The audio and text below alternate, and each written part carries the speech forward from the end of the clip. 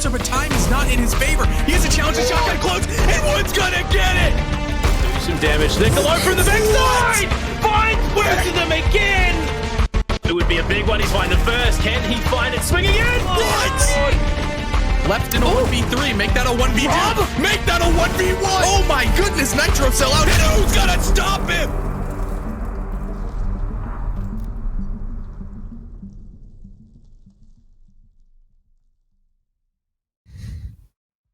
Hello everyone, what's up? I'm Harrison, this is Jonah with me, and we are here to bring you the conclusion of SCS6 Stage 1. Jonah, it's been 4 weeks leading up to this point, and we finally have our grand final. It is so exciting that we're finally here. I mean, it does feel like we just started this split, and frankly, we did. It has been rapid fire. We've had just so much siege in the last few weeks, and it all culminates in, I think, just a fantastic grand final matchup. We've got One Shot, we've got Surf, T2 Legends versus T3 Legends. Maybe we'll have some questions finally answered today. But first, I mean, we got to take a look at some of the action that actually led us to this point. We saw some crazy action yesterday in the semifinals, starting things off with a little bit of a Surf Aqualix duel that ended up only going 2 maps. Surf making pretty quick work of their opponents. Yeah, and it was surprising considering how Aqualix like to play. They love playing a similarly aggressive game, and Surf really took it to them and just proved they were better at it. And I mean, it's not really strange for Surf. We've seen them take down multiple Challenger League teams, and Aqualix just happened to be next on the table. They really showed how proficient they were, not only on an objective-focused, more structured map like Cafe, but they can also frag out like any other on a map like Coastline. Both of those maps we're actually going to be seeing later today. And in the second game, we saw One Shot versus Aerial Arise Academy, and I was actually pleasantly surprised at how close Aerial Arise Academy were able to bring this game. Oh, Aerial Arise Academy, they have been a pleasure to have this entire split. They've defied expectations left and right. A pug stack kind of coming out of nowhere and working their way all the way to the semifinals, earning it the entire time is such an impressive feat, and I cannot wait to see this team back in the action, possibly next split or in our standalone tournament coming up next week. But despite all that, One Shot put on another performance for the ages. Again, a 2-map series, 7-2, 7-5. Courts even top fragged one of those games. Everyone on One Shot, getting comfortable, getting really prepared for what I think is going to be one of the best matches we've seen all split. It is going to be a one-shot team that may have started off the split a little bit rocky, but have come out, not only qualified for the SI close quals, but have just torn apart teams left and right. Just as of late, we've seen how they've taken down their opponents. It wasn't, the easiest time taking down Mystic. They certainly gave One Shot a run for their money, but One Shot did that just fine in the quarterfinals. As you can see on the left side of your screen, they worked their way through A Academy, and they worked their way here to this grand final. Surf, the same thing. Troubling start maybe against Achieve. They did not look all that great, but they tidied things up yesterday, and they're here to prove that they can take it all. Yeah, and of course, the winner between One Shot and Surf will get that coveted spot at the Pro-Am. I mean, the money is great, but the opportunity to earn even more when the Pro-Am comes around and compete against pro teams, T1 level talent, is something that I'm sure these teams value, as every single one of our SCS events comes with that spot on the line. If we want to look at the leaderboards, the highlight players in this match and in the playoffs so far, at the top, we got Swaylin. He has been absolutely tremendous for One Shot, despite being on the hard breach support. Generally, most of the time, he is either on flank watch, he is on hard breach, he is on the smoke. Those roles that aren't the flashiest, but I mean, top of the leaderboard in terms of cost, tied with CZ, who is one of those entry players for Aqualix. He's topping the ratings just above the likes of Asian and Ashen, a demonic duo that we've seen absolutely destroy teams. I mean, we see Ashen and Asian plus 13 and plus 11 on the entry. It is so tough to stop those dudes, and they are a huge part as to why Surf are such a scary team to go against. Scary on the entry. I mean, having two of the best entry players in the league, really at the helm of this attacking side, it's a very, very scary thing to go up against, especially if you're a defense that is more used to, typical, maybe more run-of-the-mill passive style siege. But something of note there that all of those stats were just of our semifinal players. Anyone in the quarterfinals and eliminated in that split as a whole who didn't get out of the group stage were not included on that leaderboard. But you highlighted Swaylin, and I want to mention one more thing about him before we dive into these rosters and these critical points. Swaylin in the quarterfinals, something worth mentioning, went 35-11 over the course of 2 maps. 35 kills over the course of 2 maps, a 1.92 rating. Had a crazy performance yesterday. Not quite that good. He split the weight with Quartz, who also top fragged and did some impressive things. But I love that you highlighted him because he has been on an incredible tear as of late, only improving every single week. Yeah, especially after having a bit of a slow stage and CL stage 3 in the stats. He had some brilliant, flashy plays, but it wasn't as consistent as we've seen in SCS. And something to note about these teams as well, something that I love about Surf is that despite how aggressively they play and how much they rely on that entry duo of, Asian and Ashen, and how frag heavy all 5 members are, they still have a lot of plants. They're still very objective focused, right? One Shot over the course of our season has allocated themselves about, I think, 15 plants, 10 of them being Swaylins. Meanwhile, Surf, who play much more aggressively and much more, like the T3 style, still have 12, 11 of them being to read sync. And if we want to take a closer look at these rosters playing today, go over the CL Phenomena, winner of the second SI Open Quals, runners up of the first, One Shot. Remember, ladies and gentlemen, they are still orgless. I believe they are actively looking for an org, and if they haven't proven themselves as a worthy investment, I don't know what else they can do other than winning right here, right now, and maybe even winning the SI qualifier. But they consist of Quartz, Slippery, Swaylin, Kilo, and Storms, 2 Frenchies. Of course, Quartz and Storms have been putting up the numbers, and we really need them to continue to improvise, adapt, and overcome the T3 shenanigans, as you put, Jonah, in this critical point. They have done a great job of shutting down the aggressive teams, especially like Aerial Arise Academy, a pug stack. One Shot have dealt with the aggression and controlled it while still being able to play the objective most of the time. Of course, Mystic Game being a little bit of an outlier. They were able to control the aggression there, but not really play the objective as effectively. They've done a great job of doing such. And speaking of playing the objective, I know I just highlighted it with One Shot and Surf both having a lot of plants, but I really think One Shot need to be prepared to shift away from that objective focus, because One Shot are a pretty slow and methodical team, generally speaking, and Surf, especially on the defense, love to roam. They will be in your face. They are not a ratty style team. When they roam, they want you to come get them. So when it comes to One Shot's attacks, a lot of this, I feel, is going to be decided in that early to mid round, in that initial roam clear, forcing those guys back to site. And when One Shot executes, they need to be prepared to go for those frags.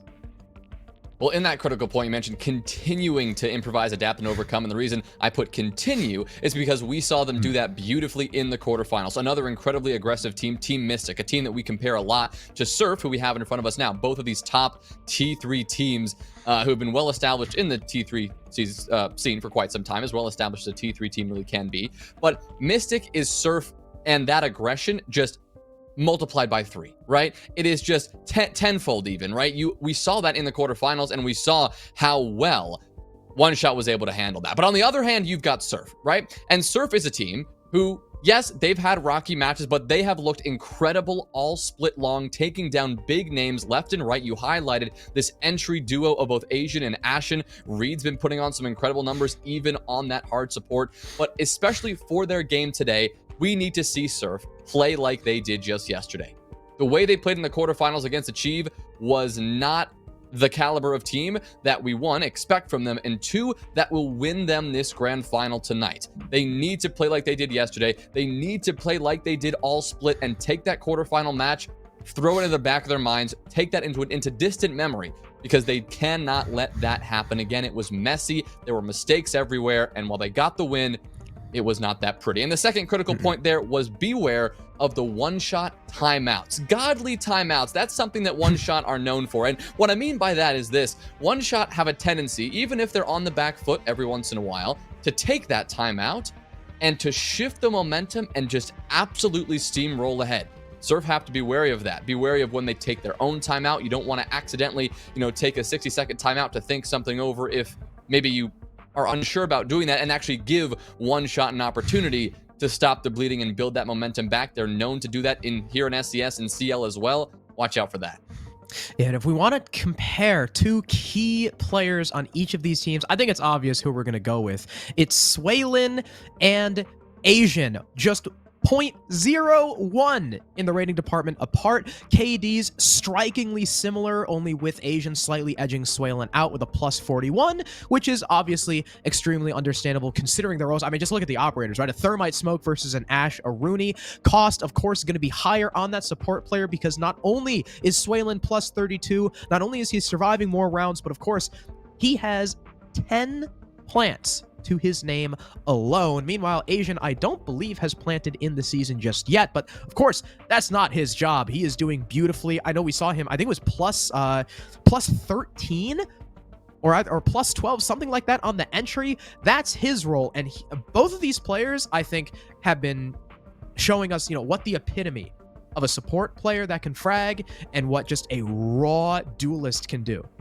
Well, Harrison, I'm itching to get into this game. Before we do that, we actually have to figure out where we're playing. We got to take a look at our map veto here. A reminder to everyone, this is a best of 5, so our structure is pick, pick, ban, ban, pick, pick, and that would leave our decider game match. So here we are, starting off Clubhouse. That's going to be the first map. That's going to be One Shot's pick, followed by Chalet. Surf bringing that one out as well. Makes sense considering that is, an attacker forward map with a lot of aggression. Our bans will come out. Villa and Bank both taken off the table. Unfortunate, we're not seeing Bank in the pool here, but Harrison, you and I have had a similar experience with Bank that maybe it's not that thrilling, exciting map that we hoped it would be coming into its reintroduction into the pool. Yeah, it's still strikingly similar to Old Bank, but I do think, once people start to deviate from the norm and get out of their comfort zone on Bank, we'll maybe be able to see a more exciting play on that map. But of course, map number 1, Clubhouse. Now, just yesterday, we saw One Shot win this map against Aerial Arise, I believe 7-2, which of course, didn't tell the whole story. A lot of Aerial Arise's attacks. I know Frozen was slightly disappointed about it, but he was saying that a lot of their attacks were coming down to just seconds off in terms of timing. So that didn't necessarily tell the whole story, but One Shot, we know, are a very good Clubhouse team. I mean, they even played it against Aerial Arise during CL, and I think won it like 7-1, and we know it's one of Aerial Arise's favorite maps. So this might be tough for Surf, but of course, I don't think we've really seen a map we haven't seen Surf play a map and been like, yeah, this is definitely not their pick. They've always been able to fight, no matter what, whether it be their map pick, whether it be their opponent's map pick, and I think that's definitely something that One Shot need to watch out for. They cannot get cocky. Sure, they're the more experienced team. Sure, they're T2, they're in SI Open Quals, but why is Surf not in T2 or SI Open Quals? Because they're underage. And I guarantee you that is the only thing stopping them. So if One Shot want to win Clubhouse, their own map pick, they cannot get overconfident and they cannot get too comfortable. That's one thing I've loved about Surf, as you highlighted, Harrison, is that even though you think they might be a T3 team with like limited map pool experience, they've been exceptional everywhere they've gone to. Same thing goes for, these other T3 teams we've seen. We'll take a look at our predictions though and actually see, what all of us think is who's going to take the result of this grand final and book their ticket to the Pro-Am. We are largely split on this. Harrison, you and I actually are split as well. I go with the One Shot pick. You sticking your neck out there for the Surf boys. Yeah. I gotta say, One Shot's the safe pick. Obviously, they're more experienced. We've seen them shut down aggressive teams before. There's really nothing that tells us that they won't be able to do it again. But I'm voting more with my heart than my brain on this one. I come from T3. I was in T3 for over a year before coming into Challenger League, and I gotta keep supporting them. I love Surf. What can I say? Especially people like Asian, people like Ambi. I've been with them for quite a while. And ladies and gentlemen, we can load right in and start off with the operator bans. Now, interesting thing to note, Clubhouse is our first map. This was One Shot's pick, and yet they're starting on defense. Surf opt to start on the attacking side, while Clubhouse has become slowly less and less defender favored. I don't think I'd say it's an attacker-sided map quite yet, but it's actually both teams, Surf wanting to start off attack and regulation, and One Shot wanting attack and OT. Yeah, often what dictates, is it going to be an attacker-sided map? Is it going to be defender-sided or something in the middle? Is the bans, right? We often see some bans that will skew the game in favor of the defense more than usual. The fact that we still have a Thatcher on the board, both the Maverick and the Hibana, chosen as our attacker bans, does mean we could see more attacking success, maybe more speed in terms of dealing with certain power positions and a lot of utility to clear out, or simply just getting open certain walls. All of that could be made quicker by the presence of those EMP grenades. On the defensive side, you don't have the Mira, and that's something that neither team is going to mind too much. They're used to not playing with her. And the same thing goes for the Valkyrie. Incredible to have those black eye cameras and to have that intel at your fingertips. But again, these two defensive bans are as common as they come on pretty much every single map in the pool right now, it seems. So neither defensive team is going to be feeling like they're missing either operator too much. Yeah, and it's an interesting thing to point out about the Thatcher being left up in this specific ban situation, because on the one hand, right, you're leaving Thatcher up. That's pretty big. On the other hand, normally teams will settle for just a Hibana and a Maverick, or just one Hard Breacher and a Maverick, because not only does the Maverick, kind of take that pseudo Thatcher place with being able to avoid Cade Claws, jammers from Mute, and the Bandit batteries, whatever. I mean, he single-handedly makes Bandit completely inviable on this map. But a lot of times, he's that second Hard Breacher. Maverick takes both slots. But now with Thatcher being left up and two Hard Breachers being banned, I mean, you can already see from Surf's lineup, they're going to take the Thatcher, but they also have to take up that second and third slot for both Hard Breachers. So while Thatcher is a huge part of the attack, and he can be quite the difference maker, it also means if you want to bring that Thatcher and still have enough hard breaching to do what you want to do, you're not as flexible. So that can be both a good and a bad thing. We could see, I mean, I think, while the ban, sure, in theory, might lean a little bit more attacker-sided solely because of the Thatcher, I think we still got to see whether or not this is going to be attacker-sided or not, just solely because of that lack of flexibility. Yeah, it's a good point. And it's not only the flexibility on that hard breach, but think about the soft destruction and the fragging potential as well. Maverick is a hard breacher and provides so much of that potential, but he's got two frag grenades in pocket. And now you're going to have to find those frags elsewhere. Seeing the sledge is pretty common, right? Spiff going to bring that out and the two frags that he brings in pocket. But you've got the Finka, something that Asian might be bringing to compensate for that lack of nades. I'm also sure that Finka fits into their scheme here. If they want to play aggressive, the Finka is the perfect operator to aid them in that endeavor. Speaking of those nades, first one going to come out, but Ambi providing perfect coverage as Quartz gets a bit too eager and starts this off aggressively on the defensive side. Slippery going to follow things up with a C4. That won't quite connect, but Asian has been downed in the meantime, and in round one, we are already off to a chaotic start. Asian, though, with the new Finka change, can heal himself and res himself. So no one from Surf has to rotate, and he can still establish this server window pressure. Now, like you said, the breach is open, but because One Shot are bringing that Goyo, they still have enough coverage in the site to play in and around that area safely. Storms has that shield, has not been burned out from Surf. Asian no longer has any nades. They're going to be heavily relying on Spiff to do that dirty work, unless maybe Asian can go below with a Gone 6 and such. Interesting that they were able to get the breach open despite the lounge clear, but Asian is going to hit a nasty shot onto Swalen, that shield player. They don't even need to burn that utility to take him out, and Surf will take that one-man advantage. They will now turn their attention over to Garage. What looked like it was initially going to be a construction clear has since completely flopped. Maybe Surf detecting, how many players from One Shot are roaming in and around that master bedroom side of things, and they just don't want to deal with that. They want to get as much pressure on this Garage player as possible, take this control, and maybe even isolate those west side players so that they can't affect the site as much. And Kilo,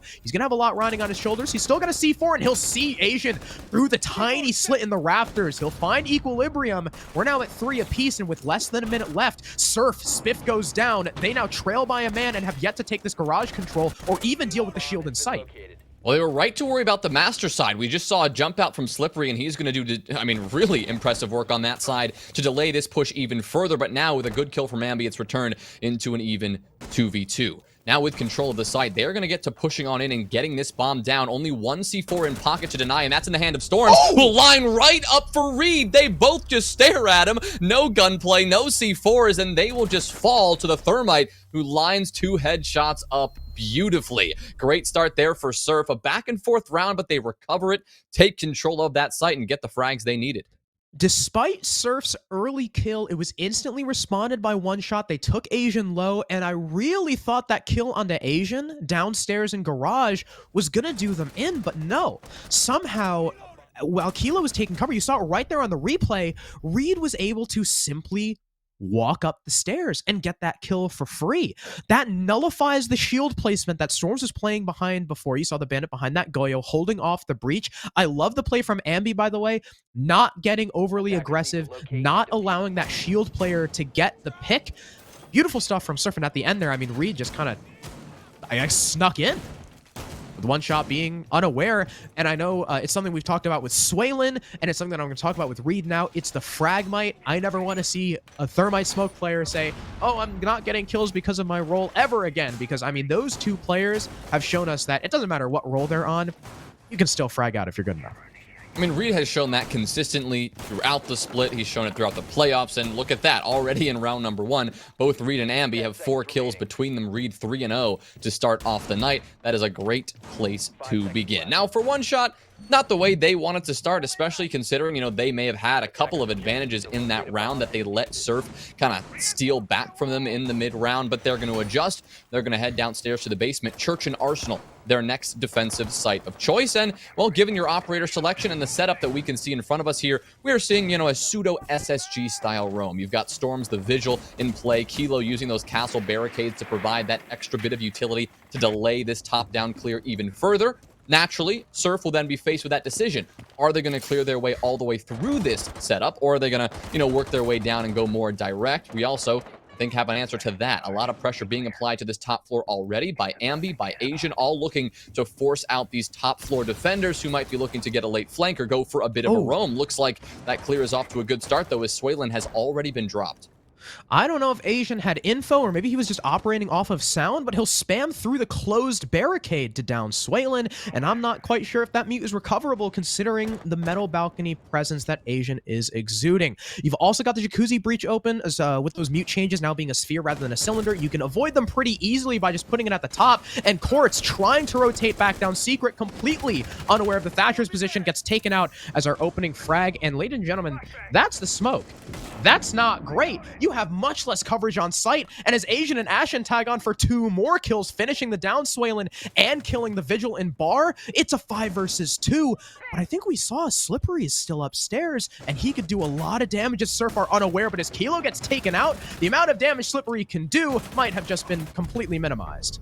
Well, there it is. He'll drop down, and even though he'll pick up 1 pretty much empty kill onto Spiff, only denying the flawless round, he will quickly get answered back by Ambi, and Surf will take a very quick 2-0 lead on this attacking Clubhouse side of things. Good start for them. For one shot, kicking things off. Oh, already. It was interesting to see them go with that SSG style roam, and I know we're going to talk about this timeout in a minute, but, you know, going with that SSG style roam, going with that roam, it kind of feels like the strategy that Surf want to play. That's the strategy that Surf are used to playing on the attacking side, on the defensive side, taking fights early and not playing the objective. A little bit unusual maybe to see one shot feeding into that strategy a little bit too much, and I think that's probably what motivates this timeout right now, figuring out if they want to stick to their guns or if already, even in this 3rd round, is it time for a change.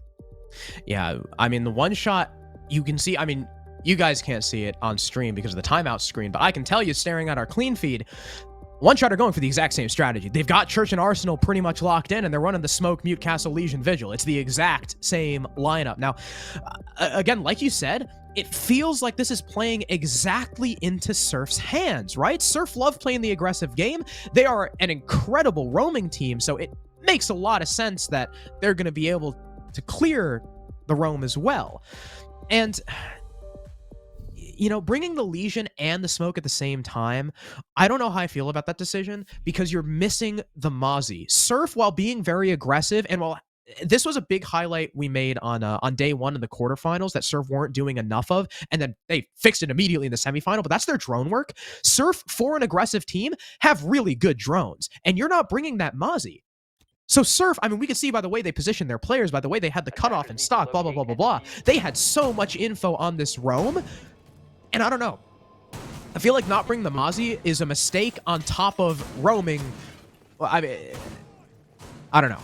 I don't know how I feel about this. I mean, we'll see if one shot can adjust, but I wouldn't be surprised if Surf take this round as well. I will say that when one shot played against Mystic in the quarterfinals, I keep going back to this game because I was there and casting it. It was surprising to see One Shot actually really go in and feed into that extremely aggressive playstyle. We saw it on Coastline as well, which is one of those maps.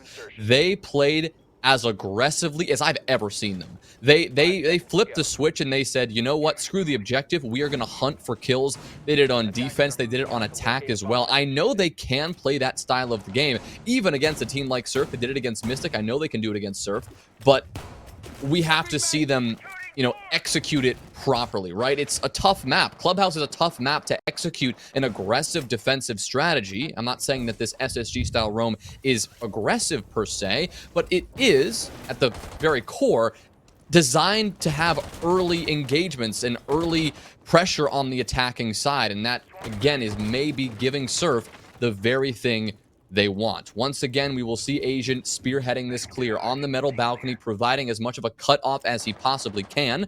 Of course, Swaylen will be wary to not get randomly sprayed through a barricade yet again. He'll have the support of Slippery, and they will already group up towards the cash side, no longer heavily contesting over on the master side of things, maybe playing a bit more of a passive roam this time.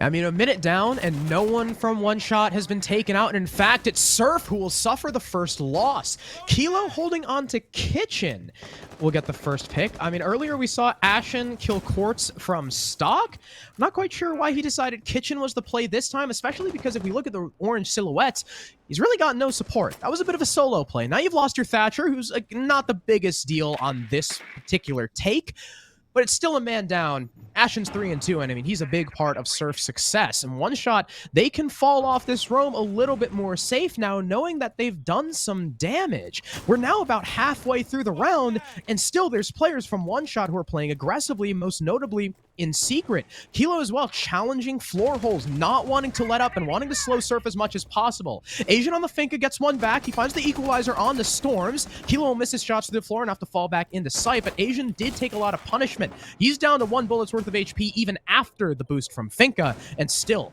Slippery and Swaylen are lying in wait, and I'm sure if Surf start pressuring over towards main, those one-shot players are going to fall back, and we've got a 4v4 on site with, again, Asian being lit up. Right, and this Surf team, though, they are building this attack. I mean, they've now got the Moto hatch open. A lot of vertical pressure being applied from Spiff, who's yet to find the scoreboard, but in this round, doing as much impact as he could ever have. Just sledging open the entire ceiling of that site, just looking for any defenders sitting below. Slippery, though, still remains off-site, not vulnerable to that very sledge, who, in fact, will join the Finka, join Asian on those main stairs for now, and get a little bit of pressure just going down the long hall. Reed will now drop down Moto and begin to pressure in Church, but Quartz is waiting for him with the SMG-11. Spiff will get one back, finding his scoreboard for the first time, taking down Slippery and returning us to an even 3v3, but with 10 seconds left, Surf have to get a move on, and they're getting lined up left and right. Asians drop down, no more Finka boost to get him back on his feet. It's going to be all up to Ambi in now a 2v1 situation. Kilo suspects his plant's going down behind the shield. He'll creep on into position. Ambi gets it down, though, and Ambi's able to get up and get one kill. Now it's a 1v1, and Swaylen, he'll finish off the last player, just giving that bit of intel, but now he's got to take this long fight with Ambi. Not the best thing for an SMG-11 and a shotgun. Ambi will swing first. C4 comes out, detonated just a bit too late, though, and Ambi will swing around, but Swaylen is able to win the gunfight. Well played from him, and he'll secure the diffuser and one shot. The timeout works again.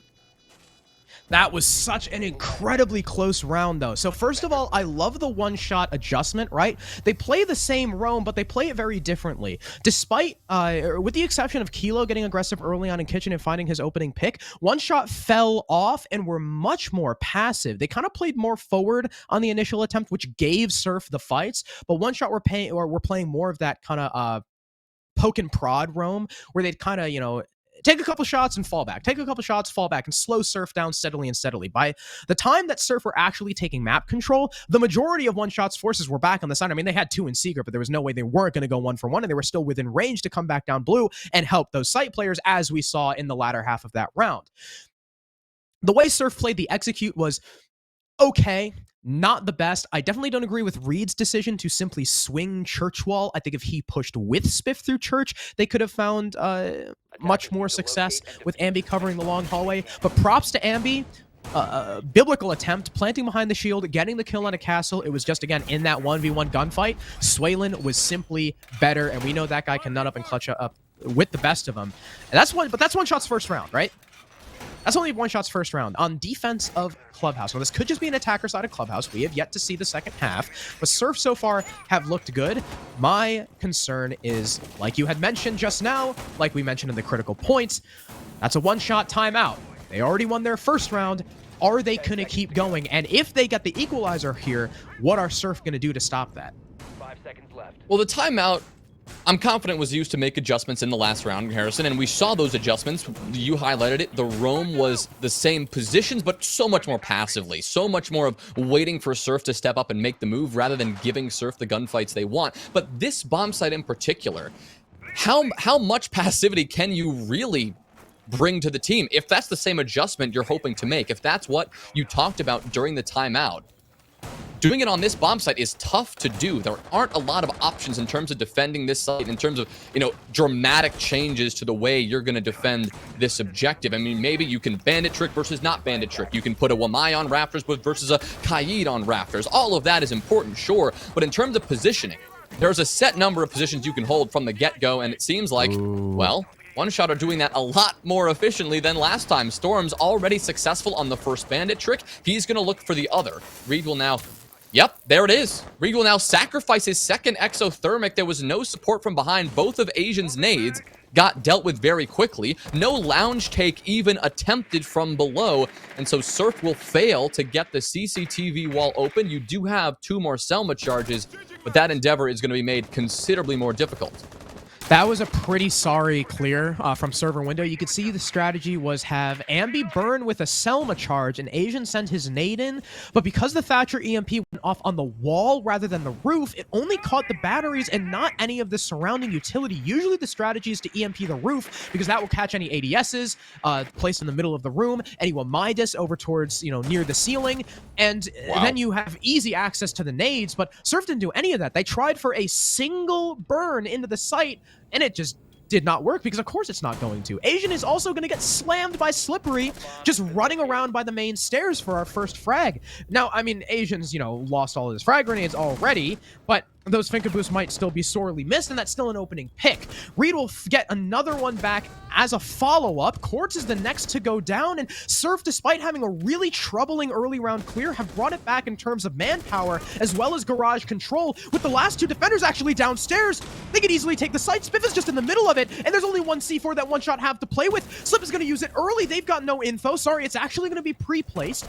But again, like I said, they've really got no info unless there's a bulletproof cam in sight, but Reed knows about the default C4, and he's going to plant close window. One Shot aren't going to be aware of this, and Slippery's going for the long rotate. He's going for the marathon run. C4 is obviously going to miss. Spiff will go down, but it's still post-plant. 2 versus 3. Surf with the man advantage, and Slip is all the way by Jim. Swalen's still downstairs with really no vertical opportunities as all as the Jaeger, and he'll just die to Ashen. Now it's all Slippery 1 versus 3, and after that run out, Surf know exactly where he's coming from. This should be an impossible task for this Goyo, especially with the range that Surf are playing at. He'll take the fight in the red. He knows about that player, but he will lose it to Ambi, and Surf will make a beautiful adjustment after one of the, quite frankly, worst server window clears I've ever seen.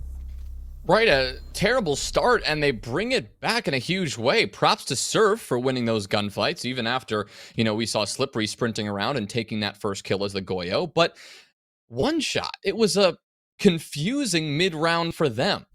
They presented so many individual gunfights to Surf, allowing them back in the round kind of out of nowhere. But the most puzzling thing of all was how the final 2 defenders, one of whom didn't even have a C4, any way of denying the plant from below, how did they get stuck downstairs? At some point, they had to have made the decision, okay, let's rotate down and maybe play for something of a garage retake from below, something of a run out of a window, maybe jump out secret window and take down the player on the rappel. Whatever the decision was there, clearly, it did not come to fruition. They were unable to get back to the bomb site, and pretty much in that 4v2, with those 2 players downstairs, it really felt like the round was over. With 1 C4 and 45 seconds left, there isn't much you can do to just simply deny the plant. Surf especially, who had clearly a ton of intel to work with, knew exactly where those 2 players were, knew how to reposition to, 1, take them down and kill them, how to avoid getting killed by them, and most of all, how to avoid the one C4 that was placed on the default plant spot. Reed was more than aware of the downstairs players' locations. We saw him identify that on rafters. When he actually pushed into the site, he just moved to the side of where the C4 was, and there it is. The bomb goes down. So, troubling adjustment there for One Shot. As much as praise as we gave them in that first round after the timeout, the second one is certainly not the same result. And that's... there's a more troubling implication too as well, Jonah, right? Because we know the one-shot timeout as a timeout they take and they go on 2-3 round streaks. Even yesterday we saw, what, like a 5-round streak after the timeout, but Surf shut them down after just 1. So what are One Shot going to do now? They no longer have timeouts. If Surf start building that momentum again, and we know how momentum-based Surf really are, this map could be over before the second half even starts. But of course, still early to call. Surf are clearing out the downstairs spiff. Following Ambi's drone will confirm that there are no basement roamers, and Asian moving into bar will make way for the lower floor clear. Obviously, the game plan here being to nullify a lot of these anchor positions with nades from below, like inside a bathroom, like that shield in the middle of Master, and with the wall going down, Surf had made pretty quick progress. Ooh, Reed's going to spot out the player just sitting behind the weight rack in gym who's playing aggressively, dangerously. That's Quartz.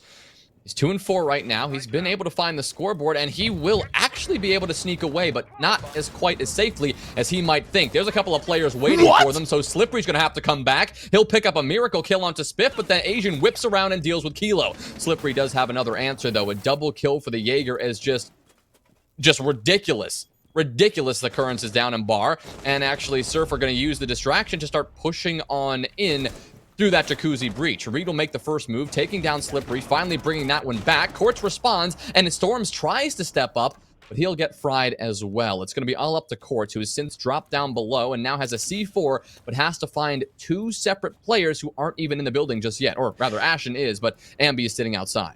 And look, the attackers have control of the Kona stations, and Quartz, operating off of very little intel, knows he can't quite go for the C4, but as he sprints up main stairs, he does not expect the ace to still be outside. I guess maybe Ambi's slowness to get in the building actually working out for him. Quartz, assuming that both players are in the site with site control, getting that plant down, ends up being incorrect. And Surf take a much needed 4th round, 4-1-1/2.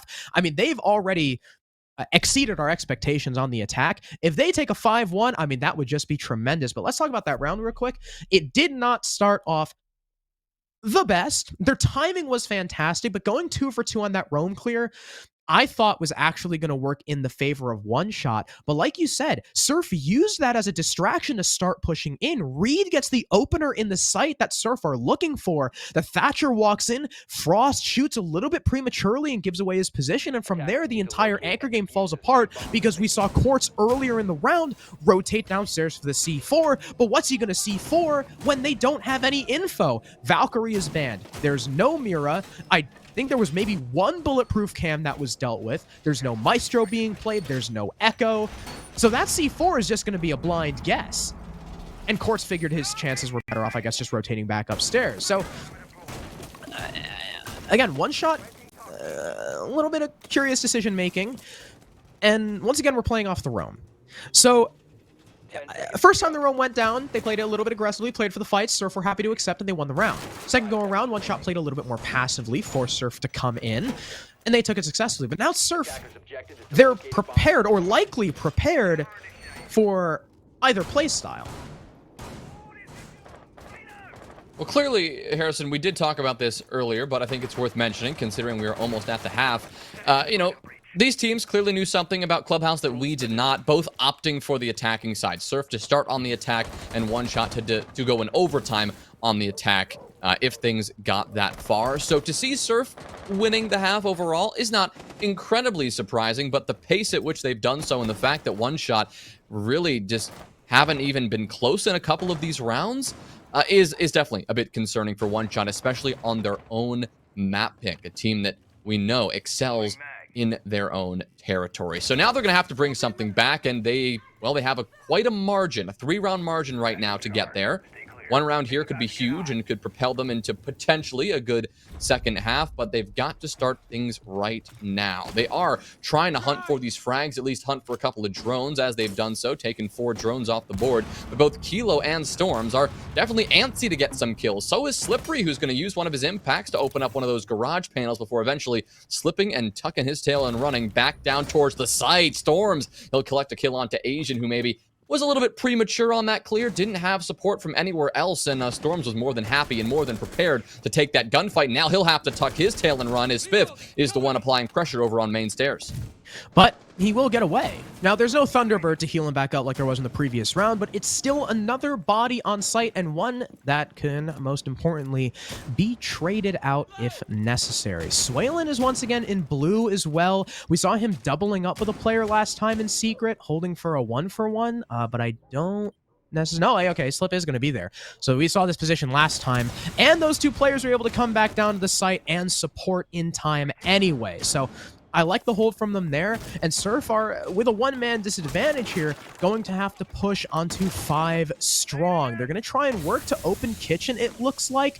Gas grenades coming out from courts a little bit early, so once those gas grenades subside, Surf are still going to have a little bit of time to work with, maybe around 20 seconds. But if Reed goes for the same swing, he could potentially find the kill, but he's got a shield to work around first. The Castle Barricade on Moto is still up too, so Storms is sitting here safe. I imagine the Thermite will probably call the Sledge over to open that up, but Churchwall is being opened by Ambi. They've still got necessary hard breach, and Spiffle and a very nice nade. Quartz goes down. That's the man on the triple wall, leaving Storms in Church alone with some support from Blue. As the Castle Barricade gets open, he'll find one before he's traded. Nearly another for Ambi, but he takes a lot of damage. Meanwhile, though, Reed's actually planting. I didn't even notice this, but it's 2 kills for 1 shot, leaving Reed Sink alone. Stuck by trip wall, now behind Black Box. He'll find the dropping player of the Legion in Moto, but taking even more damage from Blue. Puts him in a sore situation as Swaylin's going for the pinch. Kilo's waiting, playing patiently, smart stuff, and Reed will inevitably get taken out. Swaylin once again with the final clear, and it's a 2-4 half with Surf leading.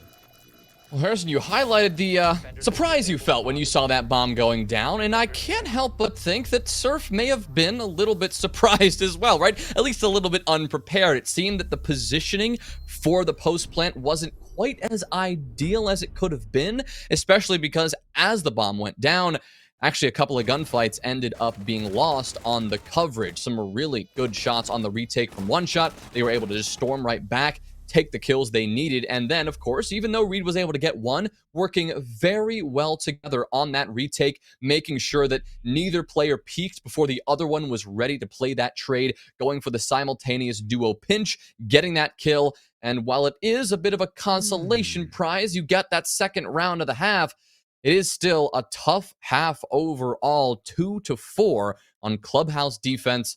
A lot of siege left to be played just on this map, but One Shot definitely don't love the place they're at right now. Now, I like the way Surf are going to play into this roam, right? Obviously, it's the quote-unquote SSG-style roam once again, but they are bringing that Mozzie for added intel denial. One Shot are a Challenger League team.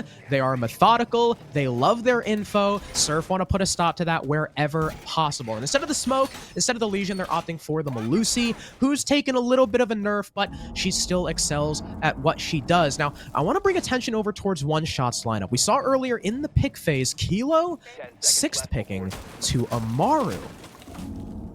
Now, obviously, One Shot sees Surf's lineup, and they're like, okay, yeah, SSC roam, that much is obvious. But what's the Amaru's job going to be to do? She's got hard breach charges. Maybe you could go in dirt early. No, you spawned over towards kennels. I really want to know where Kilo's going to go. Maybe onto the roof, apply early pressure on a breach or a window. But he's already taken a decently long time. I mean, maybe he's just playing for the gun? It's possible, right? And the heartbeat charges? Yeah, I mean, I shared your train of thought. I thought maybe he was just going to get on the roof a little bit quicker and catch Surf off guard. But at this point, 30 seconds in, there is no timing surprise that really he could apply at this point. Now it'll just have to be a play later, something of a... maybe a flank from below, popping up a hatch from bar if bar control is taken. That seems pretty unlikely because usually the roam has fallen off at that point. But either way, we'll have to see how that goes down later. He has used one of those hard breach gadgets, and well, there is a good bit of this pressure still being applied to this top floor. Despite that, Surf are reluctant to back away just yet. Both Ashen and Spiff still holding this top floor despite 60 seconds transpiring and a couple of bullets finding themselves into the side of that mute. He'll reposition over in construction. Ashen will rotate over towards him, maybe provide a little bit support as the fadeaway does start to begin. A good bit of intel here for One Shot as well, has identified the position of Asian lurking down in bathroom below, and so that's going to be Slippery's job to deal with him as soon as possible. Yeah, Asian getting spotted out in B1, and now the Zofia confirming that there is a castle barricade at his back is bad news. And there you go. Asian goes down, but not before Ambi is claimed by the Zofia of Slip. So while it was a little bit of a slow roam clear, I mean, it's still a minute 40 and you've got 2 picks for none. One Shot are in a decent position. 5v3 heading into this site execute, and they've had, well, at that point, at the clear, a minute 20 to play with to get hatches open, to exude vertical presence with the Sledge of Storms, who's doing a great job doing that. He's still got both nades. I'm sure Kilo still has a Gone 6. Slippery still has a lot of his utility as well. Surf are going to be in for a little bit of a hell in a cell as One Shot start to execute.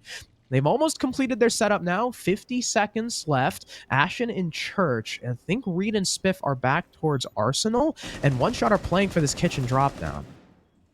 Well, Ashen does have an eye on that and has a C4 in pocket. So does Spiff, right? They could play for this late plant denial, but they've got to be careful if they choose to take these early gunfights. Obviously, you want to deny the pressure as much as you can.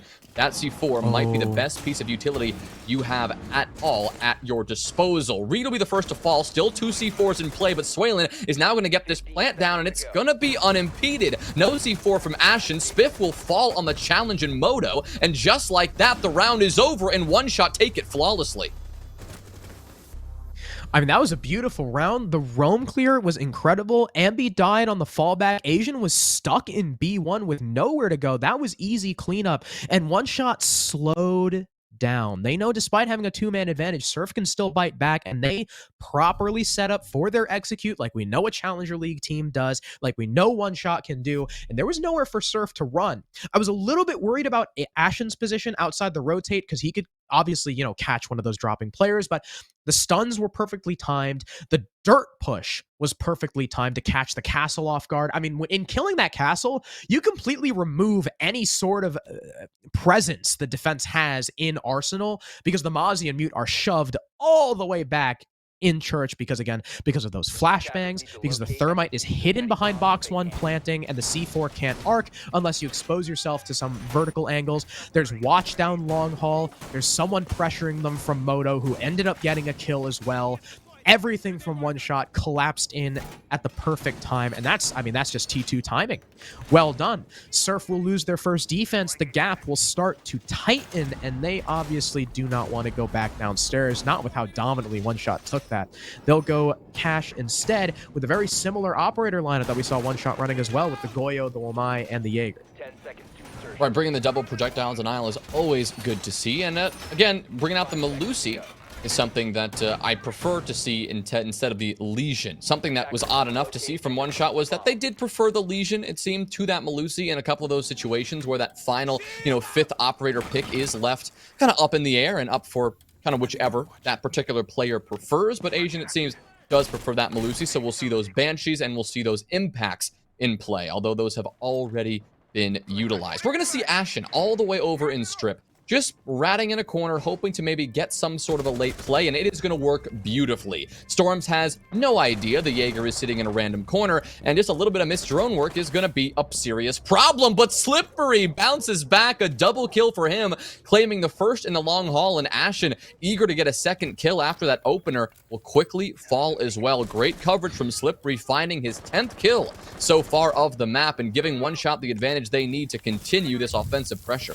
So Surf's eagerness maybe harming them a little bit in the long run as they end up with the opening pick, but instead of just an equalizer, it's an advantage for One Shot. They've also got plenty of utility left. Again, the Thatcher is still up. They'll spot Spiff in rafters. This Wamai is going to have a lot of work to do. and he'll completely whiff on the drone. Maybe Spiff don't whiff is a bit of a misnomer, at least right now. And one shot are setting up outside the main breach. I mean, they might be able to just rush in with the manpower they have instead of fully taking rafters. Reed is looking for fights, though. He'll spot the thermite, not be able to confirm the kill, gas it out, but Spiff still dies. Quartz will be traded out by said smoke. Shotgun will be perfect on the Swaylin, and we've equalized 2 apiece. Asian, curiously negative, uncharacteristic, will have to do some work. He finds one on Slippery, and that leaves Kilo stuck bottom red. No control to his name whatsoever in a 1 versus 2, as he now tries to push into garage where many of his teammates had failed. He'll look to find success, but with a minute left, he's got a little bit of time to play with. But again, the manpower is not in his favor, and Asian still has the shield to play behind, and the diffuser is not in a position he wants to be at all. It is not safe to pick up. It is all the way by the window. He'll be exposing himself to quite a few angles trying to recover that, if he can even make it through this window slash the rotate he's created. He'll at least make it behind the server stacks. Shooting out the ADSs will reveal his location as Reed spots him. He'll call out that he is in fact in server. With no plant denial, Surf are going to have to get aggressive. Kilo's getting this bomb down. Surf looking to find the pinch. Here comes Reed and Asian simultaneously, but although Asian falls, Reed has the pinch. A triple kill for the smoke, putting him on double digits, and Surf will maintain their 2-round lead. Reed played that entire execute to perfection. I mean, stepping up exactly when he needed to, utilizing that shotgun perfectly, but the toxic smokes, I mean, that is why you want your smoke player to be alive for the last few seconds, or at the very least for the execute, because that execute occurred in the middle of that round, not even close to the end. I think we still had a minute 30 plus on the clock when one shot actually decided to step up. But because Reed was still in the mix, and because he hadn't used any of his smokes up until that point, he was able to slow that execute down, make the one-shot attackers kind of scramble around the site to avoid that smoke, putting them in even further danger from the rest of that one-shot team. Asian then played that really well, finally stepping up and getting that kill that he needed.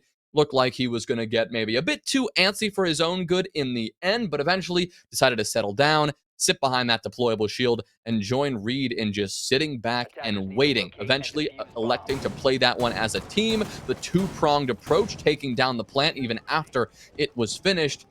A perfect sequence of events to close things out for Surf in a round that started troublingly for them, doing what it feels like they've done best all of Clubhouse, bringing things back from that disadvantage, winning these rounds, and in this case, extending their lead by 1.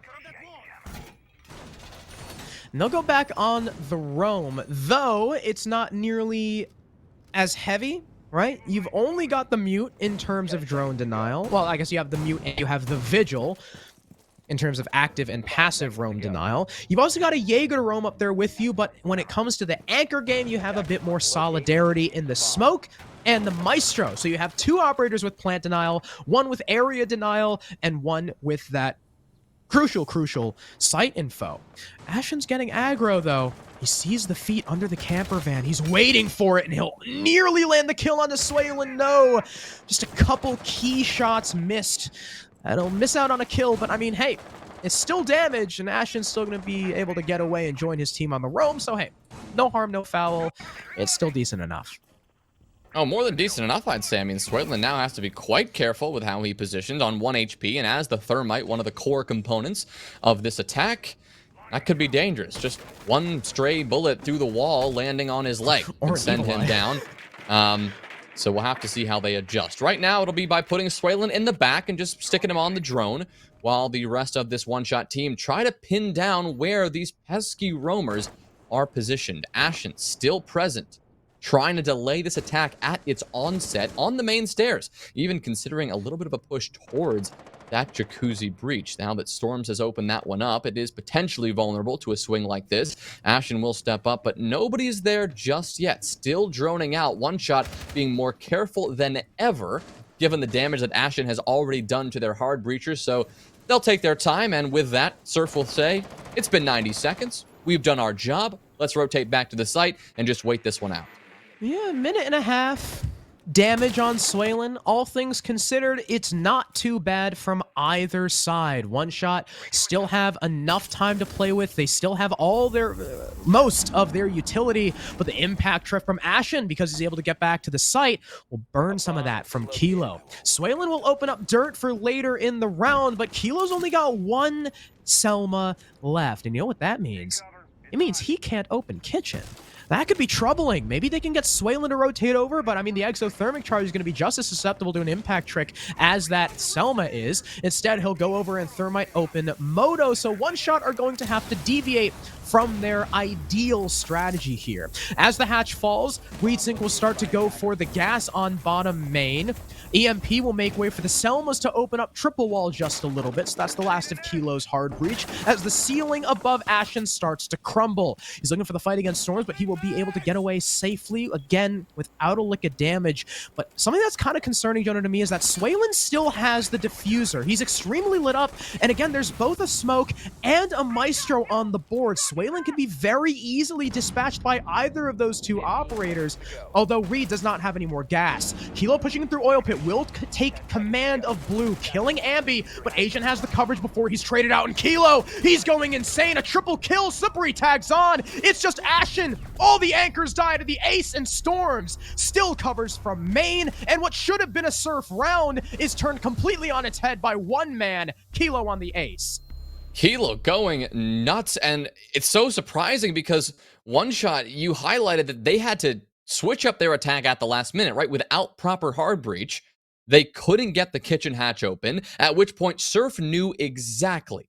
They knew exactly where that attack was coming from because they only had one option. They had to put all of their stock into Church and into that blue push, into that main push. That is where all of the attacking pressure could come from. Coming from dirt would be useless because the kitchen hatch was closed. They really couldn't pressure too many of those defenders sitting in the back of Arsenal. So what do? They just frag out. That's what Kilo does. He just steps up, whips around, gets several kills, making all of those anchors pay for sitting there and pre-firing. I mean, you would think that's the strategy you want to employ, especially if you're someone with 81 bullets like the Maestro sitting in the middle of Church was.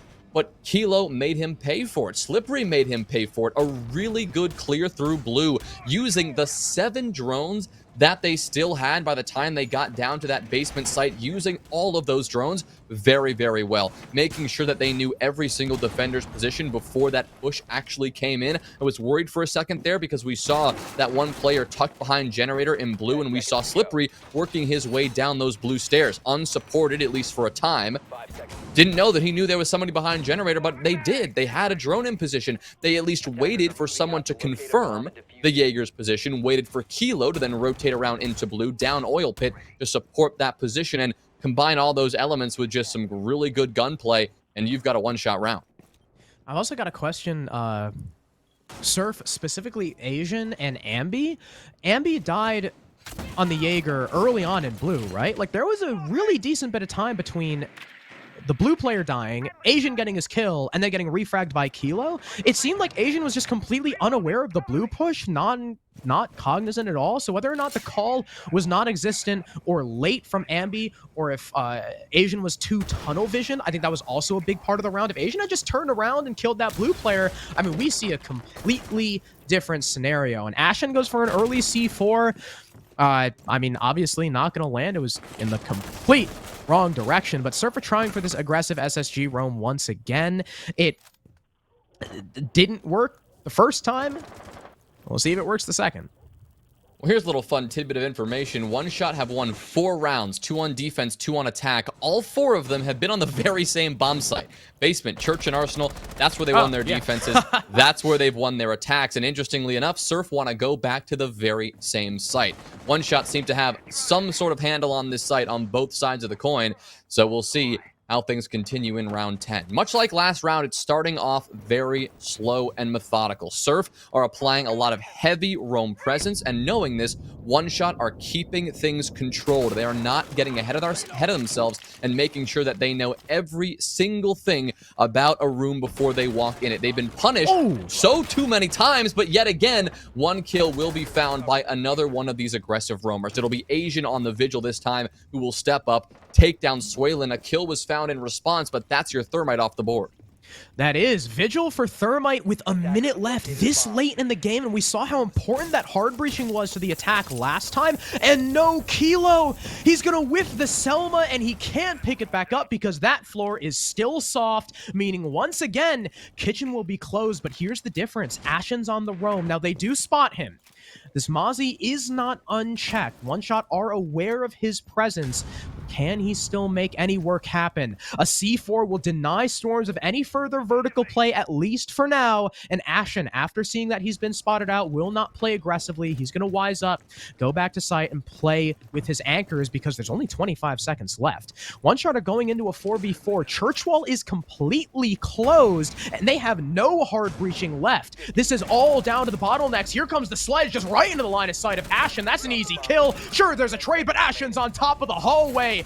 Slippery, he's inside Church. He'll get one, but Reed's still in blue, and it's down to Kilo. He did incredible stuff in the previous round, but he can't out-duel Ashen. 3 kills for the Mozzie as Surf put themselves on map point. Well, their third Church attempt, it will pay off. There you go. It's match point, map point for Surf, and well, I guess that's one way to do it. Just out-frag and outgun the living heck out of your opponents. But it really did seem that with about a minute to go, even though it was still like that 4v5, or it eventually became that 4v4 because we saw the trade happen, it really felt that One Shot were out of options, and it really would have taken a miracle for them to win that round. They didn't have a thermite. They had 45 seconds. Time was ticking away. They botched the Selmas on the kitchen hatch, so they didn't have any avenue into the site that wasn't a pre-existing doorway. Because of that, Surf knew they had to look in like one particular angle, staring down main stairs, staring down that long hall, and almost every single kill was found in the very same position. I mean, there really isn't much you can do when you lose your thermite and your ace doesn't get those Selmas to work for him at all. Essentially a round with 0 hard breach on a site that depends incredibly heavily on the hard breach. And if you want to win that round, well, yeah, it's going to take a miracle, and that miracle did not happen. It is map point for Surf, still on the defense and still trading rounds back and forth with One Shot. Unless One Shot can break this pattern, we are going to see Surf taking One Shot's own map pick right out of their hands. And Surf, I mean, have been absolute demons in T3, and if you want to compete against teams like Surf at the top of T3, if you want to compete with Challenger League talent like One Shot, you can sign up for our next 2 events. We may have the grand final of Stage 1 here right now, but we don't have much of a break. Next week, January 3rd through 5th, we have our standalone tournament. Just because NSG has partnered with us does not mean those monthlies are going away. And again, that's going to be $5,000. That's going to be a Pro-Am spot on the line, and that's just a straight double elim bracket, as well as our Stage 2 qualifiers from the 7th to the 9th and the 14th to the 16th. You can sign up for those and compete in our league again for $5,000 and that Pro-Am spot. You can do exclamation point play in the chat for the sign up link, exclamation point Discord to join our server, get more info, and if you want to stay updated with everything SCS, exclamation point Twitter, follow our socials there. But the clear is coming through from One Shot. They are already opening up that hard breach as they try to attack Jim for the first time in this half. Yeah, hey, Swirlin's alive. Kilo is still alive and using those Selma charges, so already a market improvement from that previous round. Yes, only 60 seconds have transpired, and there are a lot of things that they can do left in this round. Good impact trick, though, from Ashen. That is going to remove the extra detonation those Selma charges could have made over on that CCTV wall, but it seems that One Shot are not fully committing to that position just yet. They've got attackers approaching from just about everywhere. Somebody out on that metal balcony. Storm's trying to drone to see if anyone is actually in Gym itself. A lot of pressure being applied over towards Jacuzzi, and a limited force over on the cash side. Right now, that force contains, it's entirely made up of Kilo only. He's got 9 kills. He's looking for more, but he cannot do all the work by himself. Likely to rotate around and join his team eventually, or just provide coverage on that CCTV window, prevent a defender from flanking all the way around and doing, well, what we normally see is a lot of damage from that window. A minute 15 left to go, and a lot of this pressure from One Shot, it is yet to really be felt in full by Surf right now. They are sitting comfortably on the site. Still a lot of utility to support these positions. Those Surya gates are still very much a factor. and One Shot are going to have to get a move on if they want any shot of sending this one to OT. Yeah, no one from Surf has been flushed out just yet, but as I say that, there's a kill from Stores, but answered by ReedSync, and that might be the C4, the hand of God that wins them the game. 4 versus 3, in they come through the breach. ReedSync and Jim dies. Asian has the answer, though, from main stairs, and as Quartz hits the floor, it's Kilo, 1v3. We've seen him single-handedly win rounds before, but he is going to have to do it on map point to deny Surf taking One Shot's map pick of Club, and he's got to do it against the AAA combo, Ashen, Asian, and Ambi. Now, one of them gets taken out. Ashen playing aggressively and Jim dead, but as he jumps through, Ambi has the angle, and Surf on One Shot's map pick take it 7-4. Chalet's up next. That is the statement that Surf needed to make right off the bat. After a rocky playoff performance from them, they had to come out extremely strong against One Shot, and they've done that. They've taken One Shot's map, and they've started off this best of 5 beautifully. A 7-4 win on Clubhouse, doing it with Reed, the hard support, top fragging with 13 kills. There is no better way to start off this series, having everyone perform at their best and limiting One Shot left and right, forcing One Shot to change up their strategy, adapt on the fly, and all of those changes that One Shot tried to make, that they did make, none of it was enough to even send them to OT, only securing 4 rounds, 2 on attack and 2 on defense. It was not that attacker haven that they hoped it would be when they switched to that second half. They could not get those 4 rounds to really tie us up. Yeah, and I think something to note, like you said, is the adaptation from One Shot, right? Because if we look at the round count, it was initially they defended Cash, they lost, they defended Church, they lost it. The second time they went Church, and the third time they defended Church, they adapt accordingly and they win it, right? They win on the retries. Now, Cash, they weren't able to try again because of, I don't know, Surf just kind of walking in and killing everyone, but the utility game still worked in One Shot's favor, right? Flip onto One Shot's attack. They go on to Church, they win that. They go on to Church again, they win that. But on Cash and Jim, most notably, the first time that Surf defends a site, One Shot do not look good. They didn't look good on their Cash take. Reed was able to get a 3K on Smoke because despite the early round being good for One Shot, their transition, they were just funneling in 1 by 1 by 1. Same thing on Jim, except Jim, they looked even worse. Jim, I mean, they barely had any control to speak of, right? You had Ambi still holding construction, Spiff still holding Logi, Reed still close on the window, a man main stairs, a man in bathroom. One Shot had taken nothing before going for the execute. And I mean, we just saw how heavily it punished them. It was a 1v3 for Kilo at the end. I think that's a really good point to hammer home. When One Shot are allowed to adapt, they do very well. But the minute Surf brings something out for the first time, it's really tough for One Shot to take. Well, a One Shot are definitely going to have to power up when we get to our next map of Chalet, the map that, again, Surf wanted to go there tonight. But speaking of power up, if you want to power up yourself and take your game to the next level, you can take your candy game to the next level with a pack of Mike and Ike Original Fruits or a pack of Mike and Ike Mega Mix. The delicious, fruity, chewy flavors can help fuel your game and power you up to keep playing at your best. You can power up with Mike and Ike, one of our amazing sponsors here at SCS, at NSG, sticking with us for the long haul, and we love them for it. We will be right back with a map 2 of this best of 5 grand final right after a couple of words. Hi, I'm ReedSync, and I play for Surf ESPORTS.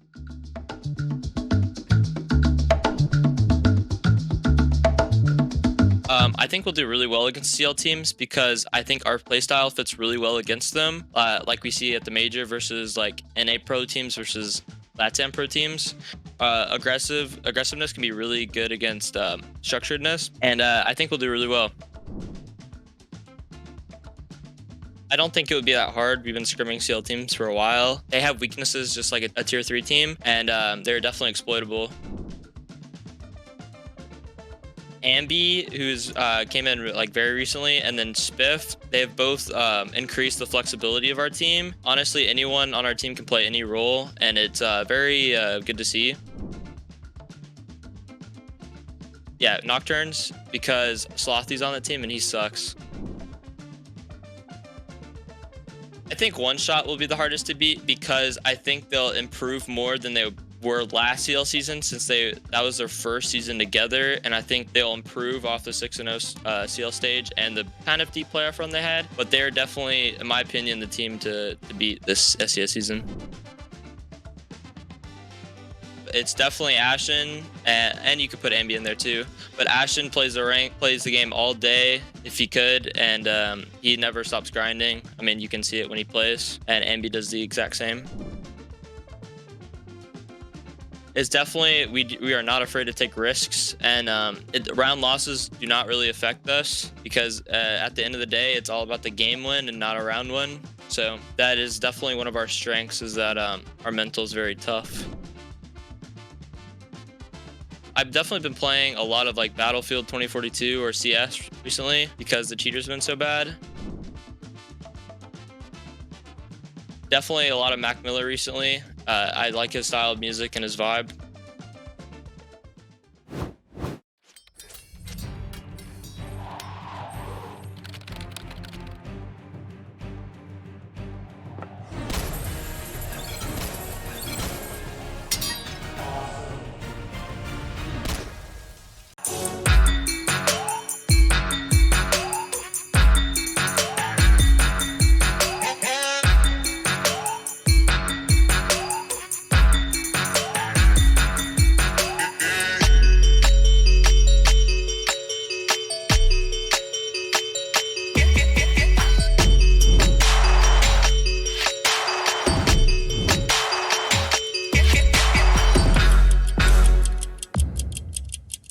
Players rose from their beds from the east to the west to compete and prove which players were best.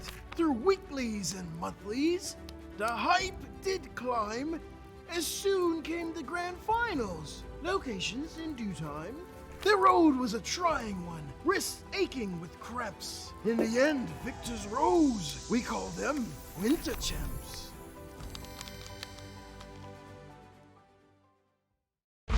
V3, make that a 1v2. 2 seconds left. It's gonna come down. Favor making a third as he looks up.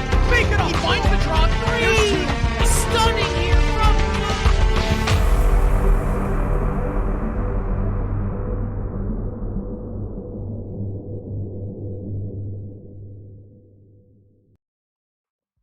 Welcome back, everyone. If you are just joining us, we are in the grand final. Map 1 just concluded with Surf actually taking One Shot's map pick 7-4. Yeah, started off not the way that One Shot wanted, but definitely Surf are more than happy to go ahead with this first map victory. Playing well across the board. On the attacking side, on the defensive side, Surf looked good. And despite all of the changes we saw One Shot try to make, Surf shut them right down just the same. The only rounds that One Shot were able to win were all on the basement site. They could not get a hold of CCTV. They could not figure out Jim on the defensive side, on the attacking side. It just was not clicking for them. And now they've got a beast of a map to go up against. They've got to head to Chalet, a map that if Surf bring out that same aggressive play style could be even more punishing to One Shot than it was on Clubhouse. Yeah, and we know, again, Surf can play maps like Clubhouse, like Oregon, like Cafe, like Chalet, that have that kind of shield utility complexity to it. They are not brainless monkeys. So heading on a Chalet, I mean, it's a map that we know One Shot are good at, but it's a map that we know Surf are exceedingly comfortable on. If we want to take a look at the stats, I mean, Reed Sync impressing once again, 2 plants to his name, 13 and 6, the only one in the lobby with above a 2.0 KD. That is good stuff from Reed. I mean, I said it at the end of that game. Always love to see our hard support players. Hard Breach just playing the castle, the UMP playing the mute on the defensive side. Top fragging, putting up the numbers. So good to see. Ashen as well obviously didn't disappoint. Asian maybe didn't perform quite up to snuff in what we could typically expect. Same thing goes, for Swalen on the side of One Shot. Someone that we highlighted has been a beast as of late. Found himself relatively quiet again on those more hard support roles. The fragging was left up to Kilo and Slippery. Kilo, who was again playing that ace pretty consistently, but again, it was not quite enough to get them over the edge. Again, here's your picture of the 5 maps we've got in front of us. We're headed towards Chalet right now before we eventually take a look at Cafe or potentially even Oregon and Coastline a bit later. But Chalet is our current focus. That is where Surf wanted to take us here for our second map. And as I said before, Harrison, I mean, just taking the lessons we've learned from Clubhouse and trying to translate those over to Chalet as much as we can. I know there's a little bit of limits to that, but just seeing the way that Surf played, would you be a little bit concerned if you're one shot at this point? Definitely. I mean, Surf's entry game, while not incredibly above one shots, was still slightly better. And when it comes to Chalet, again, it leans so much into that utility and complexity that losing an opening pick on Chalet can be huge. We see so many snowballs happen on Chalet. And I mean, if we want to take Clubhouse and move even further than Chalet, right? If Surf can play that well on a structured map like Clubhouse, what does that mean for Cafe? What does that mean for Oregon? Maps like that. I mean, I was going to say, this map ban phase is probably in one shot's favor, right? Just looking at how the maps play, team histories, whatever, taking Challenger League into account. But with Surf winning that map, I feel like that just throws all of that out the window. Especially, again, being Clubhouse and those maps that we have following specifically. But again, Chalet's up first. Very different map than Club and the rest that we have in the pool. And Flores is going to be first. And that's something we've seen Surf do a lot. They love banning the Flores because, again, they're confident in their utility play. And if they can play the utility while still being aggressive on the defense, then the Flores ban is perfect for them. Right, the Flores could theoretically circumvent all the utility that Surf wants to have in the mix, and if all that utility is allowed to persist, like you said, Harrison, that enables that aggressive roam. It enables those, extended players to stay in those positions because they'll still have that utility to support them rather than a Rotero drone simply kind of just working its way under everything and blowing everything up. So obviously, that's not going to be a factor here on Chalet. The Nomad is a more curious ban, not something we've seen as of late, but it seems that One Shot, interestingly enough, want to take her off the board. It seems a little backwards, though, doesn't it, Harrison? That One Shot, the team that maybe struggled with tying down some of those roamers, wants to take the operator off the board that could tie down those very roamers. Yeah, it's... I mean, hey, maybe One Shot are about to show us some incredible aggression. That'd be pretty cool. But we also know that One Shot love their Lion. They play Lion on this map almost exclusively. They don't touch Nomad very much when it comes to Chalet. And if they know Surf like that Nomad, we see Ambi picking that up a lot, then that could actually be a bit of a target ban while being just a generally good one on Chalet to, again, warrant that aggression. Surfer starting off on the defense, though, of course, because Chalet is their map and One Shot want to start out on this attacking side, and they'll opt to go dining first. Now, this site obviously involves that top floor hold. Some teams hold long angles from master into office. Some defensive teams push all the way up.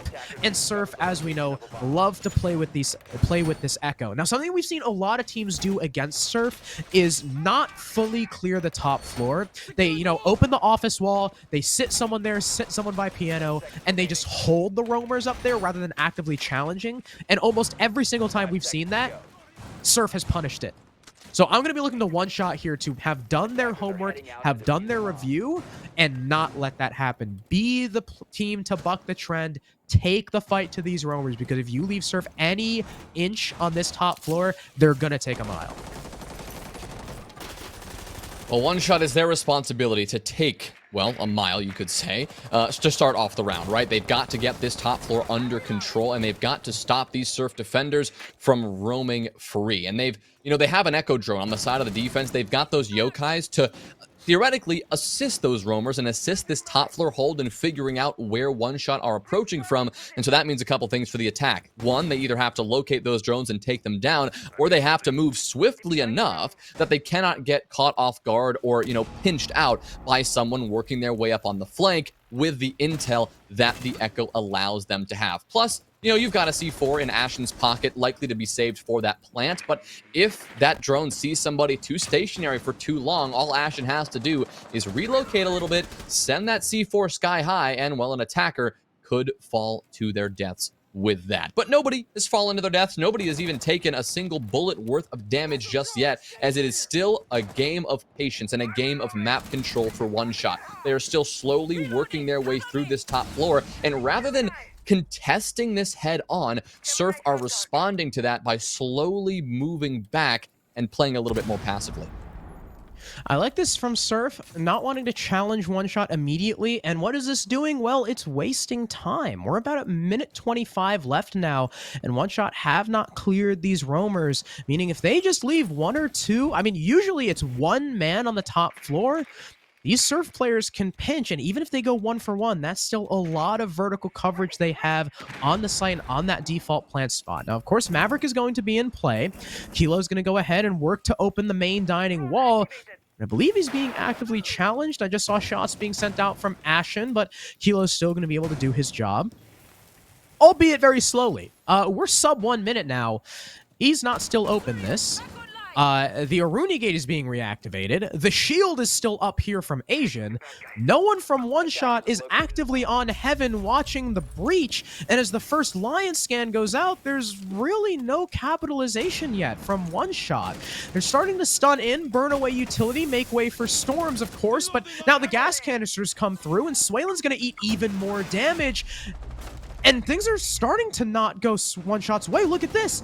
Asian is unabated. Slippery gets 1 kill onto Spiff. That's going to prompt Asian to start moving, but there's 15 seconds left, and he's still got upstairs. Reed's going to take some damage. No more gas canisters for him. He goes down to the nade. Slippery gets the kill upstairs, but Swalen dies with the diffuser. Quartz is up next. It's 2 versus 3. No one from the attack has case, but Kilo drops, but Ambi's upstairs. No one's pushed in a trophy, and there it is. The Yokai clutches the round once again. It's not the kills from Surf on the vertical, but it's Echo upstairs, never cleared, that does them in. I love to see Surf win rounds like that, because that was, I mean, there was none of the characteristic, stereotypical T3 siege in what they just did.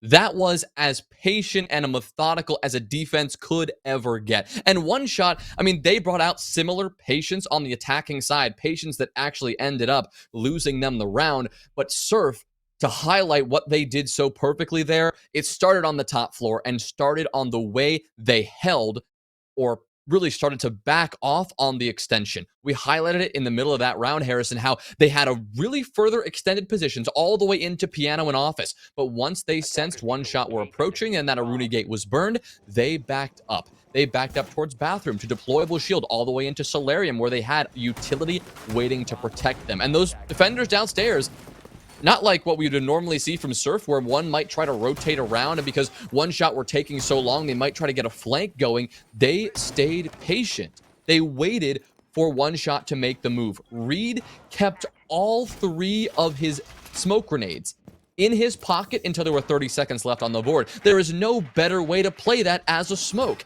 And when it all came down to it, One Shot, it seemed that they overcame all of those barriers by just running in and getting kills, kind of doing what we would expect from Surf in that case. But Surf, again, stepped back and used the utility as a fallback rather than their gunplay. They had a Yokai drone in position, something we talked about from the very beginning of the round, and that Yokai won them the round. It was perfect. It was very well played from Surf, and that is just what you like to see. Yeah, it was well done. And on stream right now, that's the One Shot game plan right now. They don't actually need to beat Surf. They just need to delay the game long enough so Ambi goes to bed. Thank you, Jared Casanova, coach of One Shot. Although I do know, I don't know if Slip has work tomorrow. Slip might need to go to bed early too. That could backfire if the game goes on for too long.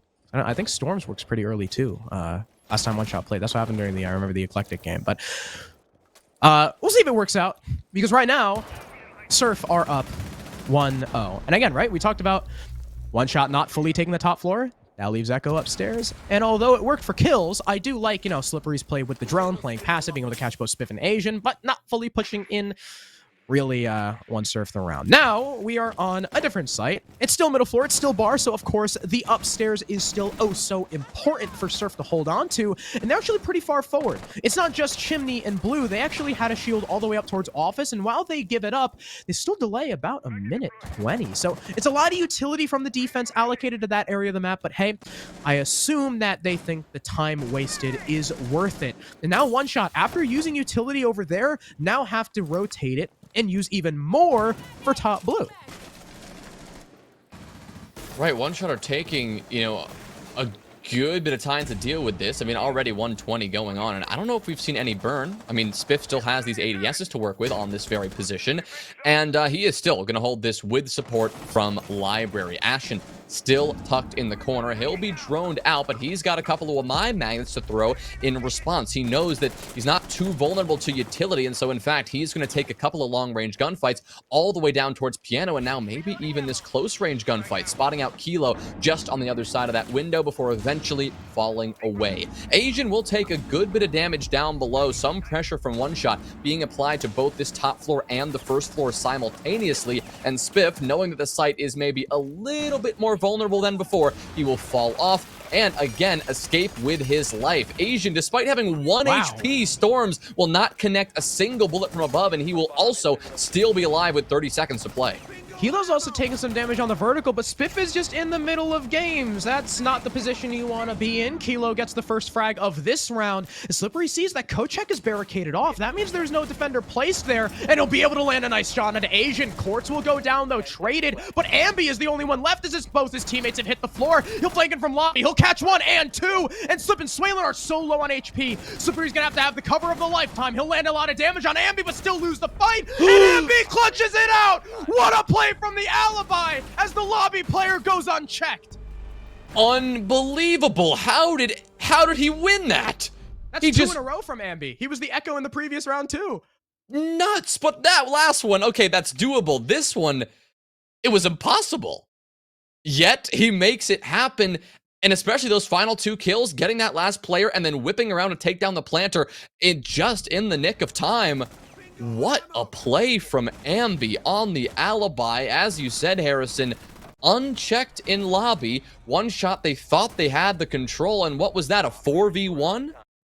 That Ambi was just able to pull out? Unbelievable. Yes, a 4v1. And where were one shot? Where was the first call when Ambi was located? Not quite there in time, and the player behind the bar was taken down. Then it was, a 2v1, and the coverage, again, was insufficient. What a play from the alibi. The MX4 Storm working wonders for him. And, yeah, he's 5-0 so far. Wow. Little Ambi, look at him go. I remember when that guy was literally, like, 12. Can you believe I think he's the youngest player in this lobby. He's, like, 15 or something. Was Ambi the guy you interviewed after their win the other day? Yes. That was Ambi. So that was Ambi, the guy just crazy hyper? Yeah, he was the one that when I mentioned Speed Halo, and he literally made the pog face. I'm sure he is over the moon after his last 2 clutches. I mean, he has been incredible in our first round. That was round 2. I can't believe that was round 2. That was round 2. However, there is a dark side, right? Surf have needed absolutely Herculean performances from Ambi in the last 2 rounds. Well, I guess round 1 was less Herculean and more just him, more one shot, kind of messing up and not checking what they should have. But still, it's Surf relying on one shot screwing up and Ambi being spectacular to win the last 2 rounds. That is not a consistent formula for success. Well, maybe it'll get one more round, whatever. One shot, if they start to bring it back, they'll be looking good. We need something more concrete from Surf that does not involve a 1vx. And hey, they might have just found it in this round. The roam on basement is going to start off well with a kill on the Lion of Quartz. Basement is such a tough site to defend because once this basement control is actually secured by one shot, there's nothing really stopping them from pushing into library except for 2 things. This blue player Asian and of course the pressure from the hatch above. But Asian hits a beautiful shot. The pressure from above is still being applied and still proving to be quite a hindrance for one shot, and they're going to lose, 2 bodies in the opening engagements is not ideal for them. They will get 1 back. They'll take down Ash and the Mozzie, another one of these just nuisances on that roam and on that second floor, or the first floor rather, but still there is a lot of work for one shot to do, and they are down a man. The nade from Slippery not going to come out just yet.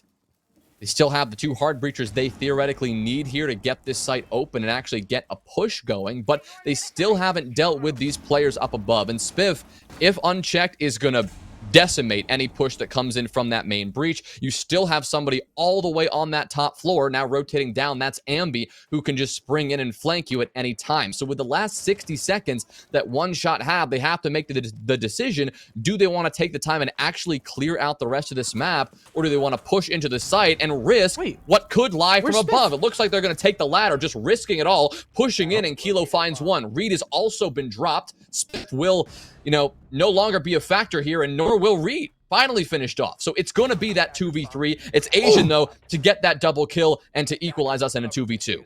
What a shot from Asian, but you can see Slippery is turned around. He knows about the flank from Ambi. The alibi is going to have to win this fight, but it looks like he might not even be aware of the player to his left. Kilo's getting the plant down. There's the kill from Slip on the cover, and he gets the second as well. On to Asian. One shot. Take round number 3. The bum rush in the site works out, despite the roamers being alive, and I really gotta say, Jonah, that was a misplay and a half from Surf. Where did Spiff go? Spiff was on the hatch. He was the one-man linchpin holding One Shot from rotating through the red breach. Reed Sync was down in connector. They needed that castle more than ever, and I don't even know where he went. He died to Slip. I think maybe he dropped vents like towards Big Garage, and Slip killed him. That's the only possible avenue I can think of, because Reed was down in connector and Asian was holding blue, and Ambi hadn't come back down yet. And obviously, One Shot had info on that. They're not going to leave that flank completely unchecked as Slip went back down the stairs. So, again, this entire game so far, all 3 rounds that have been won off of the other team misplaying. Well, and on the back of some incredible plays, but yes, if you get a 1v4 like that, it is usually up to, yes, 1 godlike talent from Ambi, and 2, a couple of misplays from the attacking side. But that was round 2. Round 3 was a similar story of Surf just not quite covering all of their bases, maybe.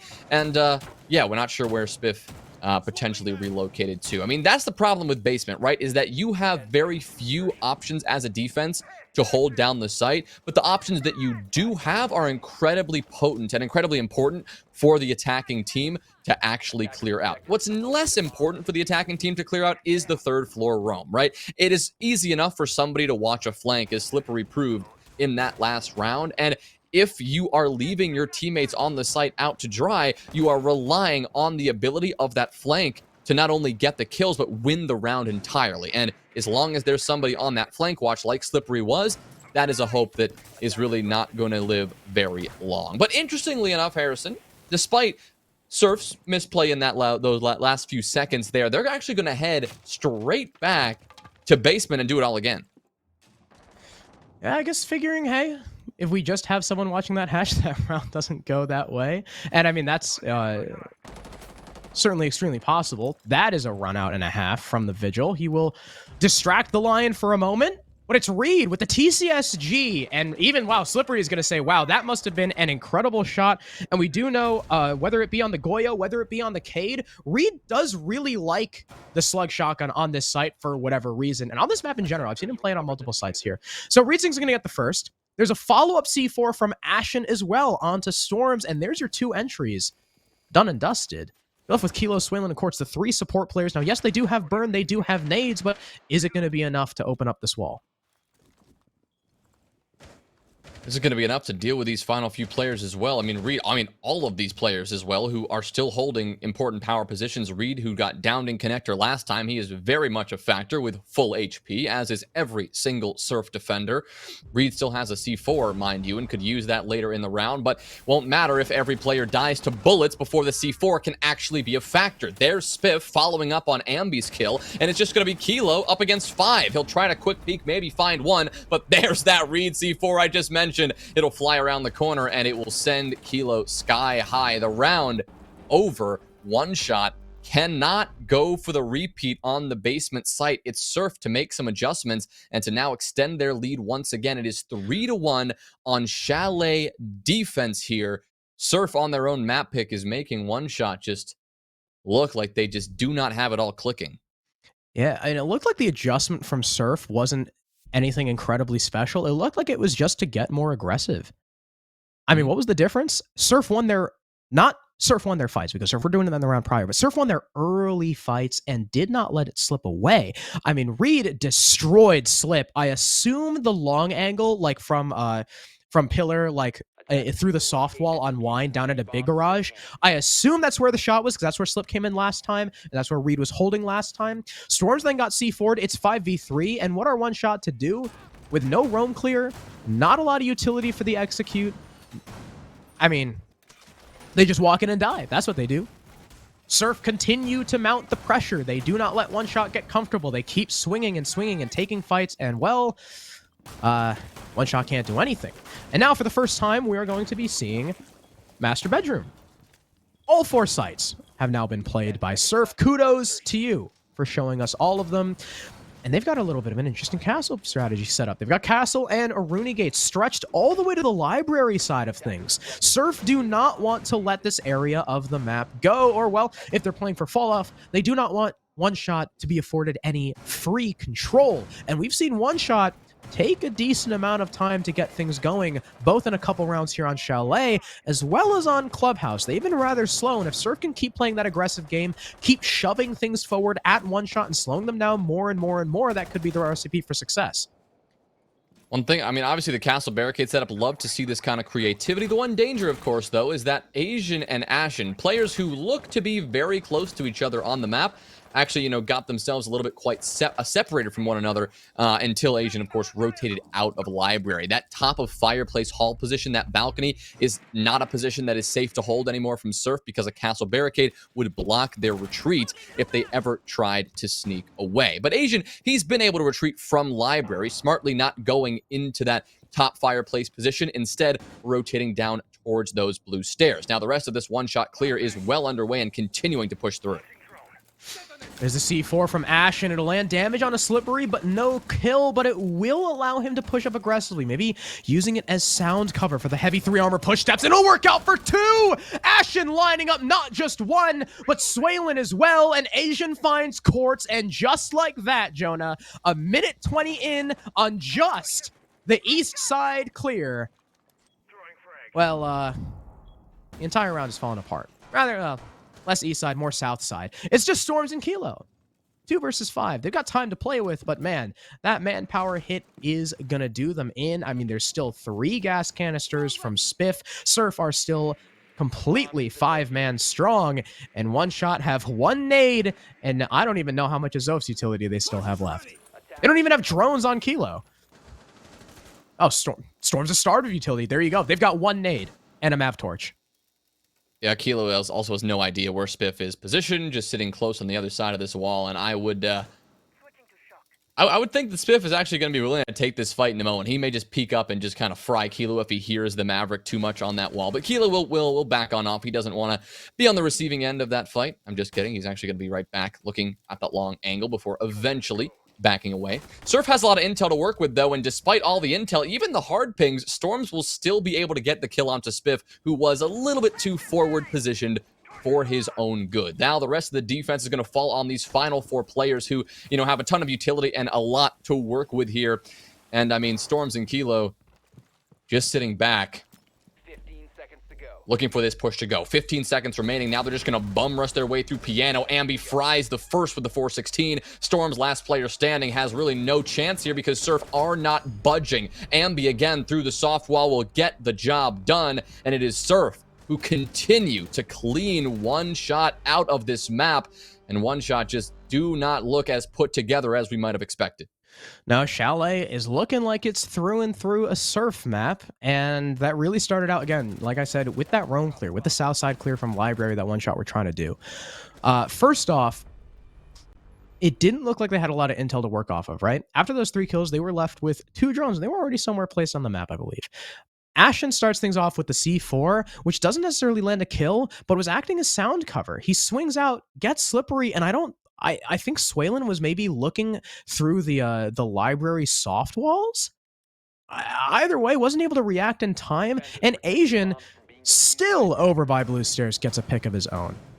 So it was that Ashen Asian duo getting aggressive when one shot least expected it to really tie the round together. And from there, I mean, it's a 2v5. There's not a lot one shot can do. Like I said, the Maverick is not safe enough to torch through that entire office wall. Sure, they get the kill on a read sync, but they still have to go through piano with no util clear and no one clearing any angles. So 4-1 Surf on Chalet defense. Typically the disadvantageous side. That's what we're used to saying. But, well, we might just see a 5-1 if Dining goes a similar way. Although, like I said, it was down to Ambi clutching up, what was that?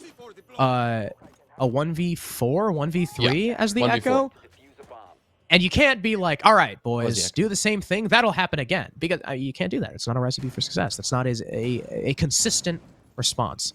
So if one shot can just do what they needed to do, or do what they need to do, and actually take in through the entirety of the top floor, I think they'll have a much better chance of winning the round. But otherwise, again, if you leave that Echo unchecked, if you opt to hold the roamers instead of push them out, that's exactly what Surf are playing for, because one shot are just taking so long.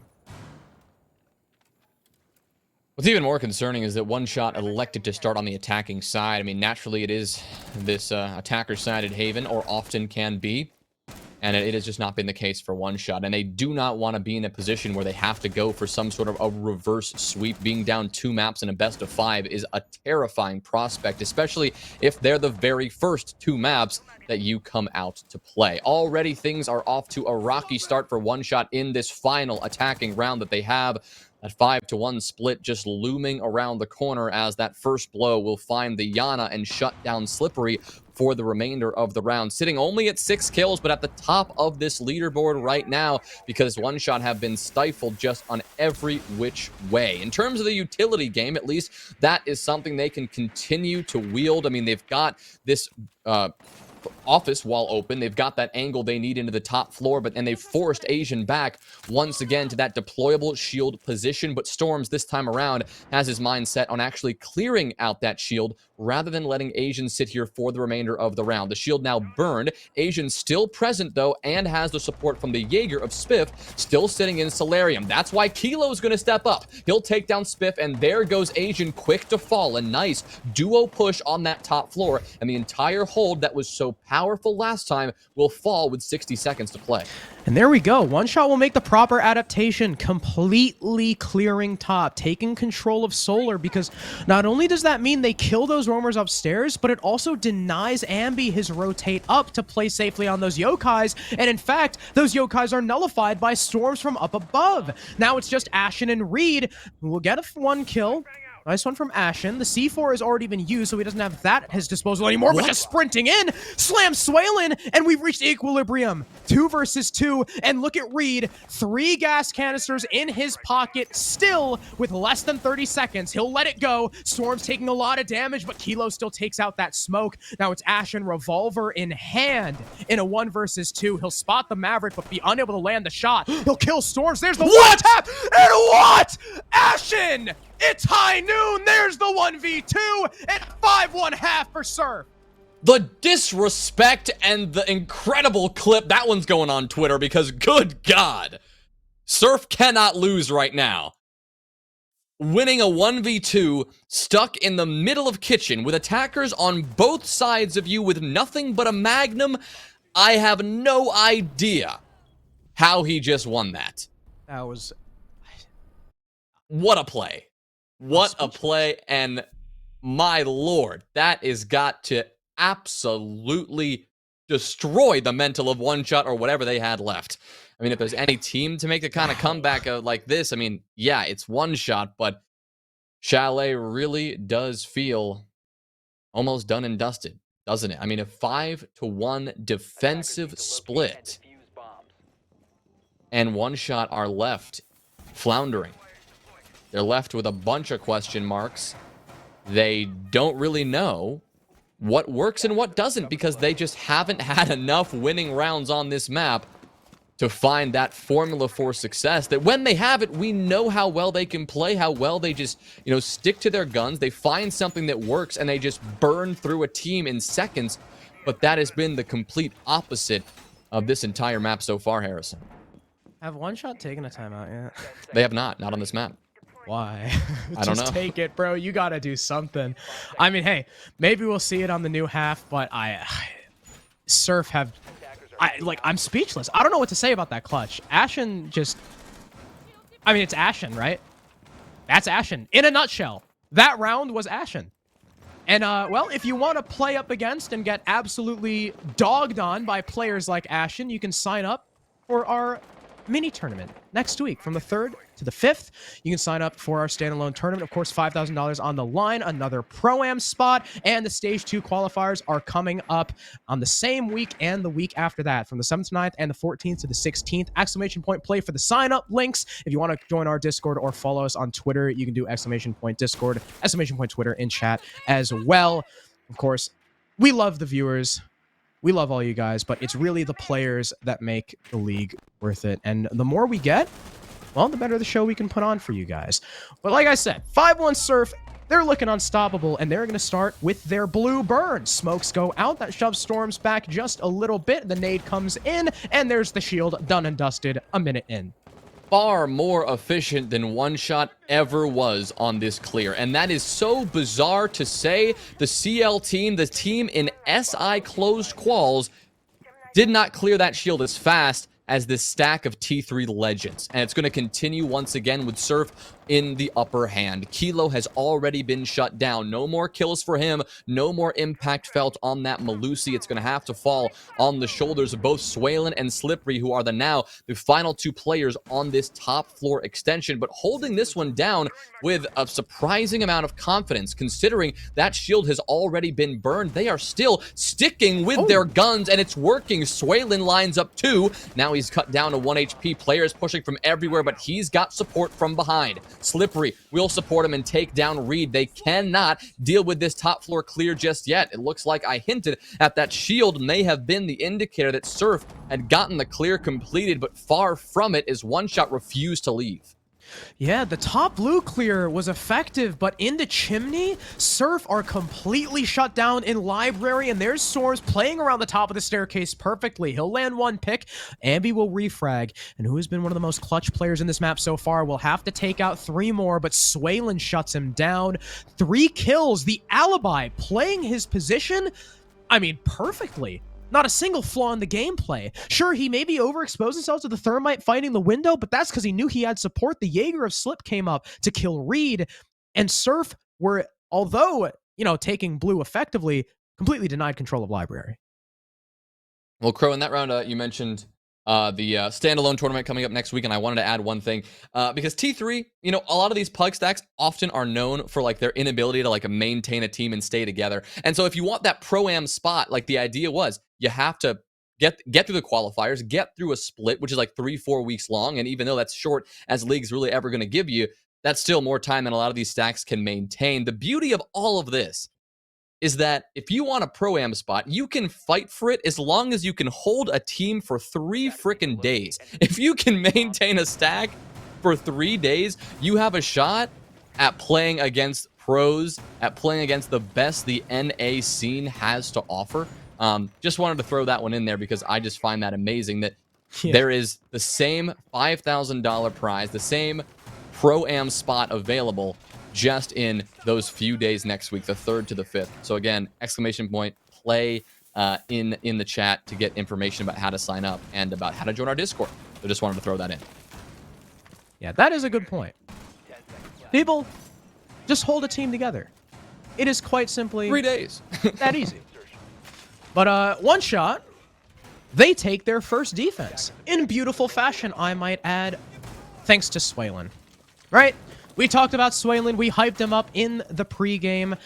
He didn't do that well on Clubhouse. He's had a bit of a slow start on Chalet, but hey, maybe his training arc's over. Maybe now it's time for him to wake up, and he's going to need to, because One Shot, in addition to the round that they just won, need another perfect 3-site rotation, and that's just to tie it up. Quartz is going to take damage thanks to a nade being sent into the library window as Surf start their library clear once again, hoping and praying that it goes smoother than it just did against Swaylin. They can start things off strong, but it is like always how you really finish off and clear these final few players out. And this time they have alleviated that problem by providing a perfect cutoff. Ashen, sitting at that piano window, is in perfect position to cut off those players as they rotate back to the site. Actually nearly lined up too, catching Quartz, who was slightly lagging behind his teammate as they got the heck out of dodge and made their way back to the site. But Kilo, hey, good shot there. He'll continue to frag out his 8th kill on the map, shutting down Ashen in response to Ashen's earlier kill onto Kilo's teammate. So going 1 for 1 and keeping us in a 4v4. Yeah, despite Ashen actually predicting the peak, it was Kilo that just ducked under it, and it was as easy as that. The nade from below from Spiff clears the jammer, allowing Reed to breach open the office wall. We're at an even 4v4, like you mentioned. Swaylin still has 3 gas canisters, and Storms has a C4 in pocket to try and prevent this plant. And speaking of that mute, he's downstairs. He is in, quite literally, the perfect position to use that C4, and well, no one from Surf is even remotely interested in clearing him out, so we might just see a freebie from Storms, meaning that Surf has to take the initiative. They need that opening pick into the site, because otherwise they'll be face down with a disadvantage. Asian will send a nade into Piano. That won't land on anything because the shield is already cleared, and Swalin's aggressively holding this window. We know Asian is very good in the heads-up gunfights, but the Frost is now also covering this position, but Slippery, he's just turned his back. And there we go. That's the advantage Surf needs to try and push into the site, with Reed baiting this plant down. Where's the C4 from Storms? He's got it in hand. It'll go up, but there's no kill. It was just a bait from the Thermite. And as Swaylin hits the floor, Kilo refrags 2 versus 3. But now that all that plant denial is gone, Reed gets it down. 3 versus 2. 1-man advantage for Surf in post. Spiff lording over Piano. Safe from both angles for now. Looking to get aggressive. We'll spot the mute of Storms. That's 1 kill. 1 down. Only 1 remaining. And Spiff gets that one too. Surf with round number 8 now put themselves on map point. I mean, that round was as clean as ever. Almost as if Surf, I mean, they were just exuding more patience than one shot. In those last few engagements, honestly, in all of those engagements, it was Surf taking the time to assess the situation before actually taking a move. They had a really good clear on that library side over up towards Piano. They did it really fast, and Ashen was there to provide the cutoff. That was a great start to the round, and even though they eventually lost Ashen on the trade, they didn't give up those positions. They put somebody right back where Ashen was initially positioned. I think it was Asian who eventually took up those windows, just using that red dot to burn through players sitting in bathroom and sitting on the site. I think it was Slippery who had turned his back, didn't really know that there was somebody actively challenging that window, thought that the smoke who was initially, in that middle position of bathroom holding the window had backed off, maybe a lack of communication there. Whatever it was another case of Surf just burning through that site and burning through those final one-shot defenders. And even though Kilo put up a good fight, getting 2 kills there, and even though we saw a couple of trades found eventually, it was Surf who just won it out at the end of the day. Spiff picking that forward position in Piano to shut down that retake single-handedly, while the rest of his team, still several players behind him, sat a lot more passively. Surf clearly showing their confidence. They're comfortable here on this map, and now with a 4-round lead, they sit at match point, about to go up 2-0 in this best-of-5 series grand final. Yeah, I mean, in this map so far, we have yet to see consistency from One Shot, and that's the name of the game. We're going on to Dining now. One Shot will continue to ride the carousel of sites, only this time, Master isn't the end-all be-all. They'll be looking to hold it with their lives, but if they fall off, it's not the end of the world. Surf are looking to once again establish themselves in Library for the initial clear. Ashen has already done away with a piece of utility. I believe that was a mute jammer. And actually, strangely enough, Jonah, I just realized there's no Jaeger. So these shields down on site are completely vulnerable to any utility Surf put in. So if One Shot lose this top floor really at all, that is bad news. And oh, this round is starting off terribly. Slippery, one of those people tasked with holding the all-important top floor, goes down within a minute.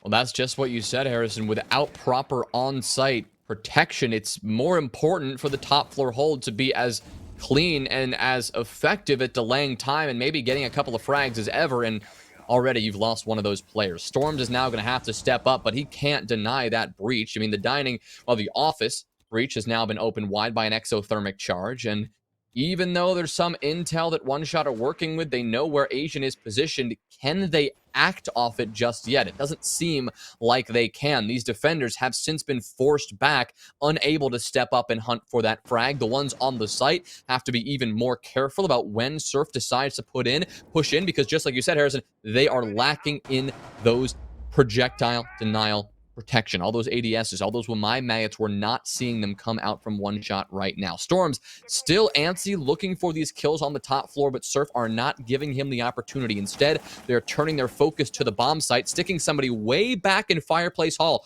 on the main stairs to provide the coverage, but everyone else is focused on getting this dining wall open and getting this site under their hands. And the wall will indeed be open. Swaylin, no more Electroclaws in pocket. The nade landing perfectly, and the wall will fall. Surf, now with that avenue into the site they were looking for, as the gas canisters are there in response. The courts, he's sending out the first one with about 40 seconds left. Surf are still going to have some time to play with by the time the last one dissipates if he spreads them out 10 seconds each. There's the second one. Ambi's going to send out an EE1D. Will there be any capitalization? Not just yet because of this gas, but Reed is looking to just sprint in, and he's going to try and go close on plant wall. Ashen's got cover at least for the trade as Reed gets finished off, but Surf have the bomb site. Ashen goes down, as does Quartz. It's Kilo and Storms, the two players upstairs left to pick up the pieces, and Asian doesn't go down until he kills Kilo. Storms is the only thing standing between Surf and map 2, and Spiff's getting the plant down. There's no info, or at least very little, for Storms to work off of, and he can't deny it.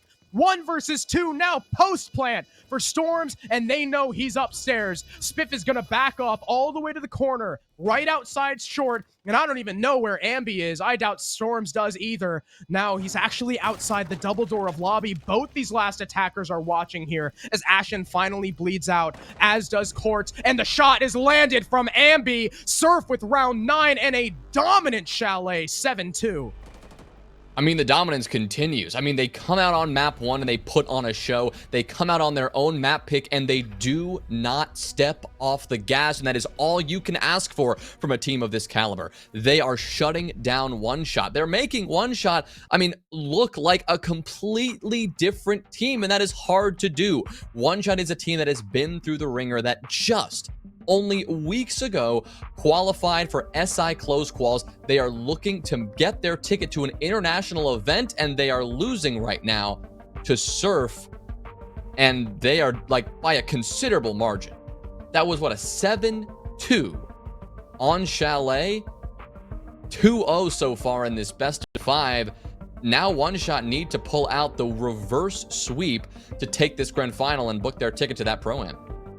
Yeah, I mean, this series has been Surf through and through, and I don't know. I guess there's an argument to be made that, you know, again, SI close quals are coming up. Maybe One Shot are saving strats. They don't want to reveal too much because SI, obviously, way more important. That's an international event. You get a bigger bag than the SAS prize pool just for showing up.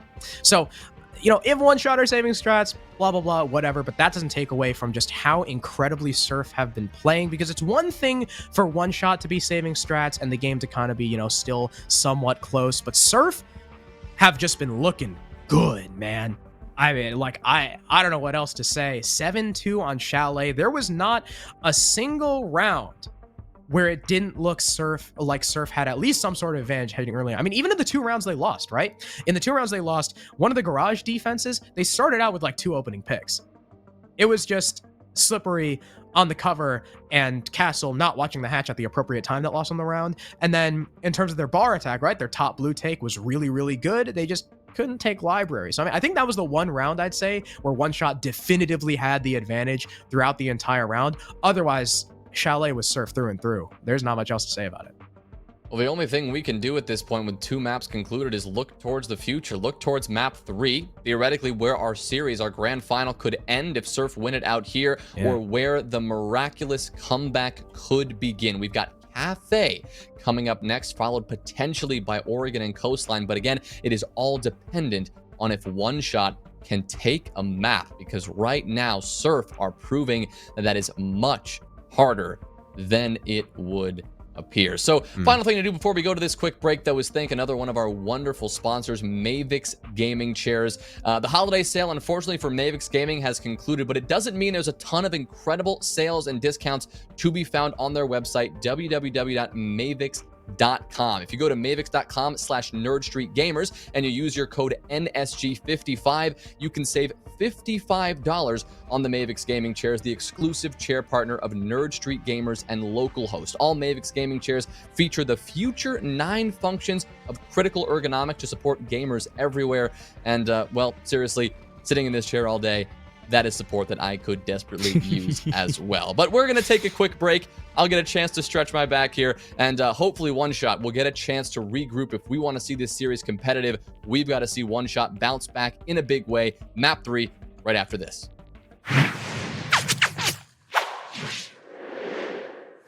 Hey, I go by Swalen, and I play for One Shot.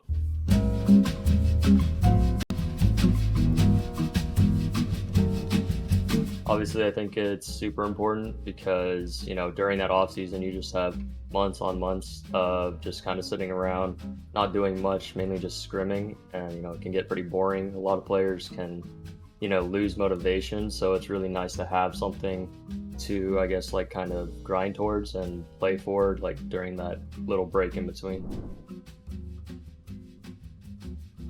You know, obviously there's a lot of like talent in the T3 scene, especially with like all the, you know, I guess players that aren't 18 yet that you just don't really get to see as much as you see in like the T2 scene, because some of them just play, you know, pretty crazy. They just kind of do whatever they feel like doing. Then, you know, other teams try to play more structured. You know, it just comes down to how well we're going to be able to adapt. I mean, Kilo really brought on a pretty big leadership role for us, especially like during playoffs. It really showed when we went down in like a series. He really just made sure that all of our mentals were still good to go, and we just, you know, kept going. Of course, you know, obviously he brings that pro league experience. Immediately, you know, when he first joined the team, you could just see it. You know, he made sure that we were all on top of it. We're just doing what we needed to do to get to where we wanted to be. You don't really know, and it's not as easy for players to, I guess, like get their name out there in the T3 scene. Like it took me 2 years to even get to T2. Having these little competitions where, you know, these talented players get to showcase what they're capable of is, I think, really important for growing and developing like the T3, T2 scenes. Probably that we just kind of keep our heads down. I guess don't let egos get in the way. I think there's, you know, a lot of teams out there that are held back by the egos that they have, not being able to realize what their strengths and what their weaknesses are. We are able to focus more on what we need to work on and just get better that way. Obviously, it'd be huge. You know, it's a ton of exposure. You get to compete against, you know, some of the best teams in the world and really just get to showcase what you and your team are capable of. I think these teams can really mix things up. You know, there's always upsets, you know, T2, T3, any, you know, everywhere. There's upsets all the time. I think it's really fun to watch when what's considered, I guess, an underdog team can just go out and just destroy like another team that is supposed to be winning. I like to go to the gym a lot. I like to sleep. Pretty much the same thing. I like to go to the gym, you know, and it's kind of like a stress reliever in a way. And I like to take my dog for walks. The main game that I play outside of Siege is Valorant right now. Playing a lot of Battlefield as well. That's about it.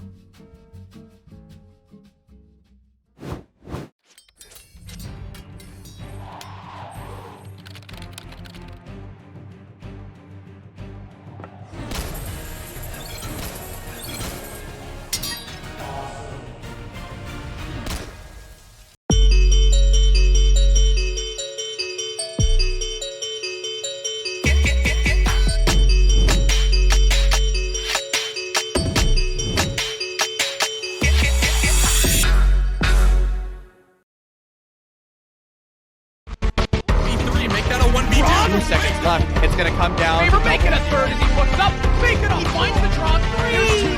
Stunning here from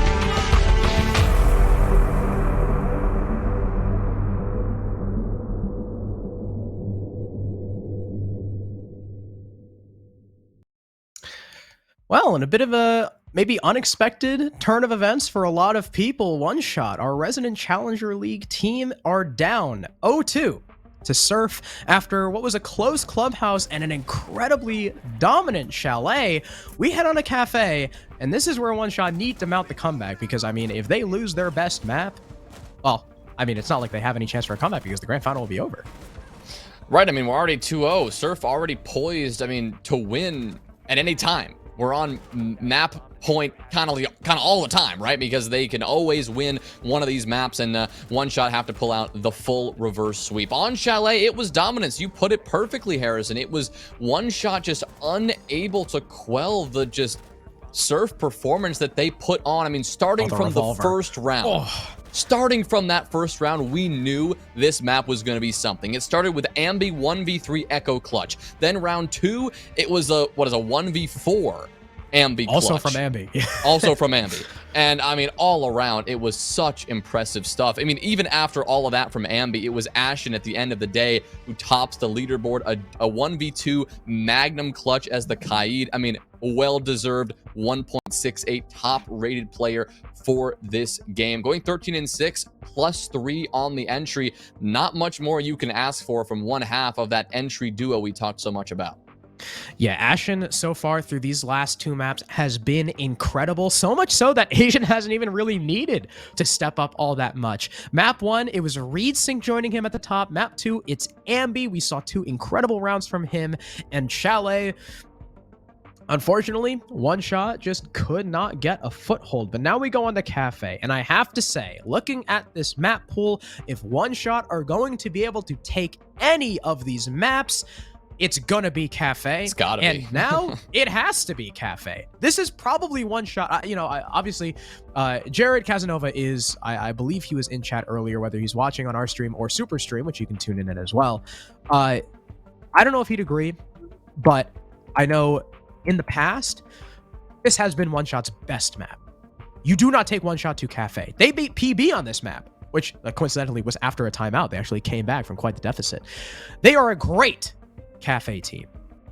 But, I mean, Surf right now, it's 14-6 in total rounds. That last map looked like a mental chalker.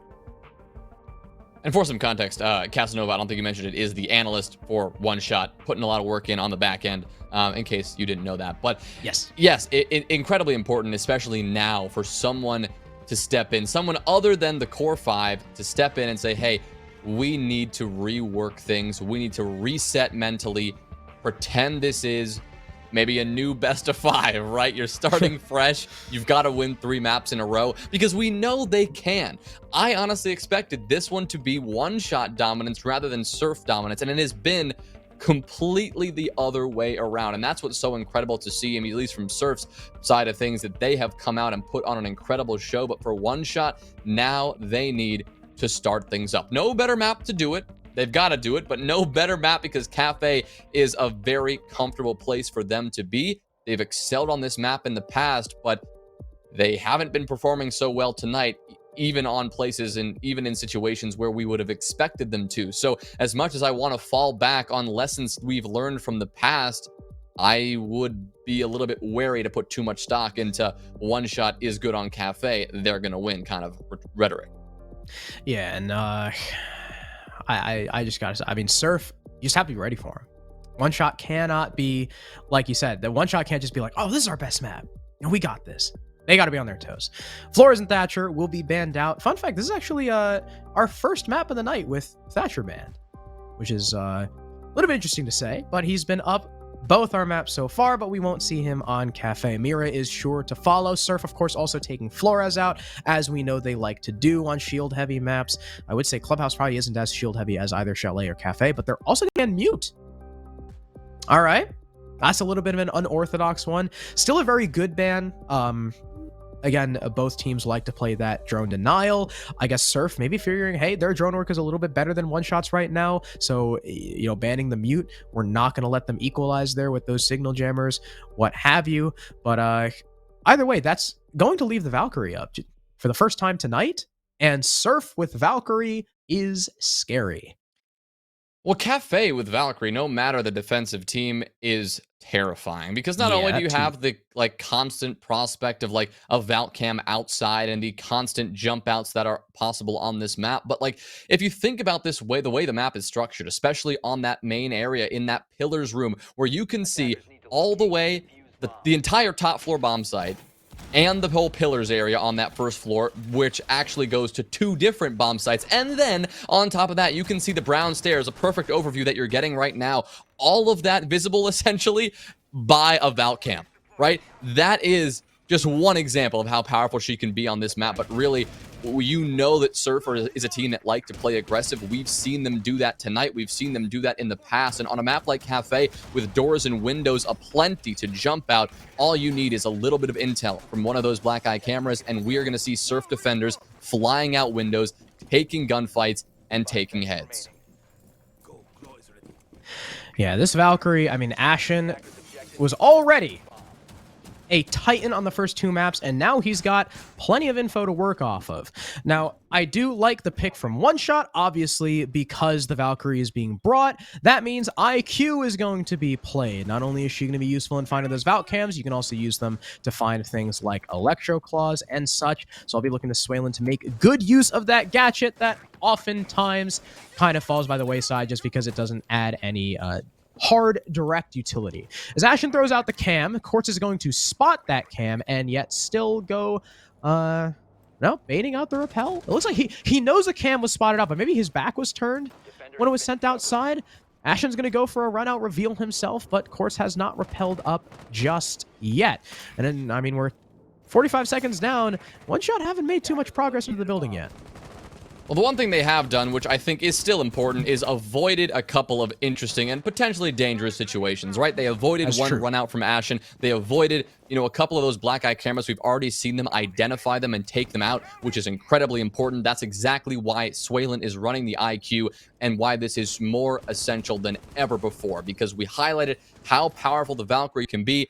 That is why this IQ has to be used perfectly. So identifying that utility, dealing with that utility quickly is going to be vital, and maybe quickly isn't the utmost important thing right now. It's just about doing it safely, and at least One Shot have done that. Yes, 90 seconds have transpired, and only now are they entering the building, but with 2 players in Cigar at this point, they can begin to work off of that and get a couple of more options to work with. You do have Ashen below to worry about, who could at any time throw a C4 up above and send a couple of attackers sky high, plus Reed and Ambi also have those C4s, the first of which will find the scoreboard. Ashen himself, the one with all that intel, will find Storms and take down the sledge to kick things off.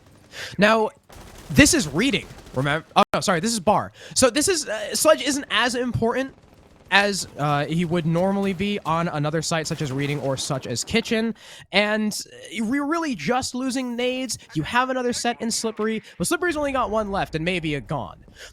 And Ambi is going to answer with a second C4 onto Swaylin. Slippery gets a refrag onto Asian, shutting down the Wamai and bringing man count a little bit more even, but still, things are not looking great for One Shot. I believe another C4 goes out from Reed. It will not net a kill, just damage on the court, so he'll have to settle for less than his other 2 teammates. And Ashen gets caught on the rotate back up White. Spiff is there for the trade, though, making sure that his team still retains that man advantage. Kilo looking to push down Dry. White will land the kill, but Ambi's got the trade, and now it's just Quartz on the rappel, left alone, swinging in, dies to Reed Sync with the TCSG. 2 kills for the Cade, and Surf with their first round.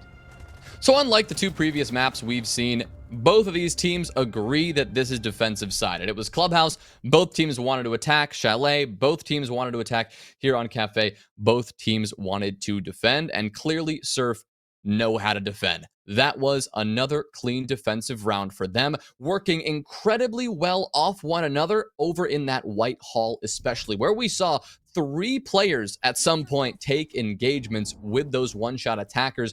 First, it was the player just sitting at the top of the white stairs. Then there was a player on pallets also swinging to trade that player out after Slippery was able to get the initial kill. And then Kilo was the next player to challenge, who stepped up and got a kill, sure. But then, yes, there was another player on the white stairs to find the trade. Really well played from Surf to use not only the top floor to its fullest extent, but use the second floor as well. When they had the Valk and they had all those C4s and cams to work with, they can play on that second floor and they can do it really well. We saw them do that with Reading Room, making sure that they leveraged every bit of the map to their advantage as possible, and they did that really well in that last round, having some C4s, having 2 C4 kills almost back to back. Again, that intel critical for that, and then using that second floor to then just rotate back above when they felt it was necessary, and then getting those really important trades to win out the round. Yeah, that was well done by Surf. Also, I forgot, I said it was 2 kills for the Cade last round. I forgot Reed did not get one of those C4 kills. It was Ambi and Ashen that got them. Also, I said Reading because for some reason, I had the wrong site written in my notes. And I looked down and I lied to myself. I believe there's some early peekage going on from Surf. None will land, and Storms is already outside reception. Oh, they could be looking for a rush. Finka boost out. There's the sledgehammer. Fast into Kochek. There's no one challenging. Storms will go down, but Quartz trades onto Asian. There's Ambi with a kill of his own, but Spiff and Ambi have both been taken out since, and now it's Reed, Sink, and Ashen. 2 versus 3, and Swaylin gets his triple. There's Reed with a kill onto Slip. I don't put it down to a 1 versus 3, but it's still tough for this Maestro. Stuck inside the site. Swaylin and Storms, they are low HP. And the Alda can rip and tear through those 2 players easily. But Swaylin's on a heater right now, and Reed just looks the wrong way at the wrong time. Storms finishes it, and a successful reception rush for 1 shot to tie us up. Well, this is the kind of thing that we see come out when a team feels that they are on the back foot and they need to desperately change up the rhythm. And while we may have expected Surf to be in that position tonight, it is 1 shot. And finally, they decide to change things up in a big way. They go for the full send rush, and while they lost a body on that initial push, they just quickly remedied that, got the trade immediately, and then pushed on in with a fervor like we have actually not seen from them so far in this series, and it worked for them. It is good to see that rhythm finally change, and maybe that is what they need to establish the momentum, because that is a kind of strategy that you can't pull out very often. Maybe once per map, maybe even once per series, because now, for the rest of this map and for the rest of the series, Surf are going to be prepared for that kind of play. They know 1 shot are on the back foot. They know they've got 1 shot scrambling. They're uncomfortable, and they forced him into a corner. In this case, 1 shot fought themselves brilliantly out of that corner by just barreling their way, through reception. But unfortunately for Surf, their defense just wasn't quite aware of that in time. Oops, it's going to see that drone. And there we go. Okay. Wow, wait. Yeah, that's not good. Have shot 4 drones in prep. It's all crumbling, man.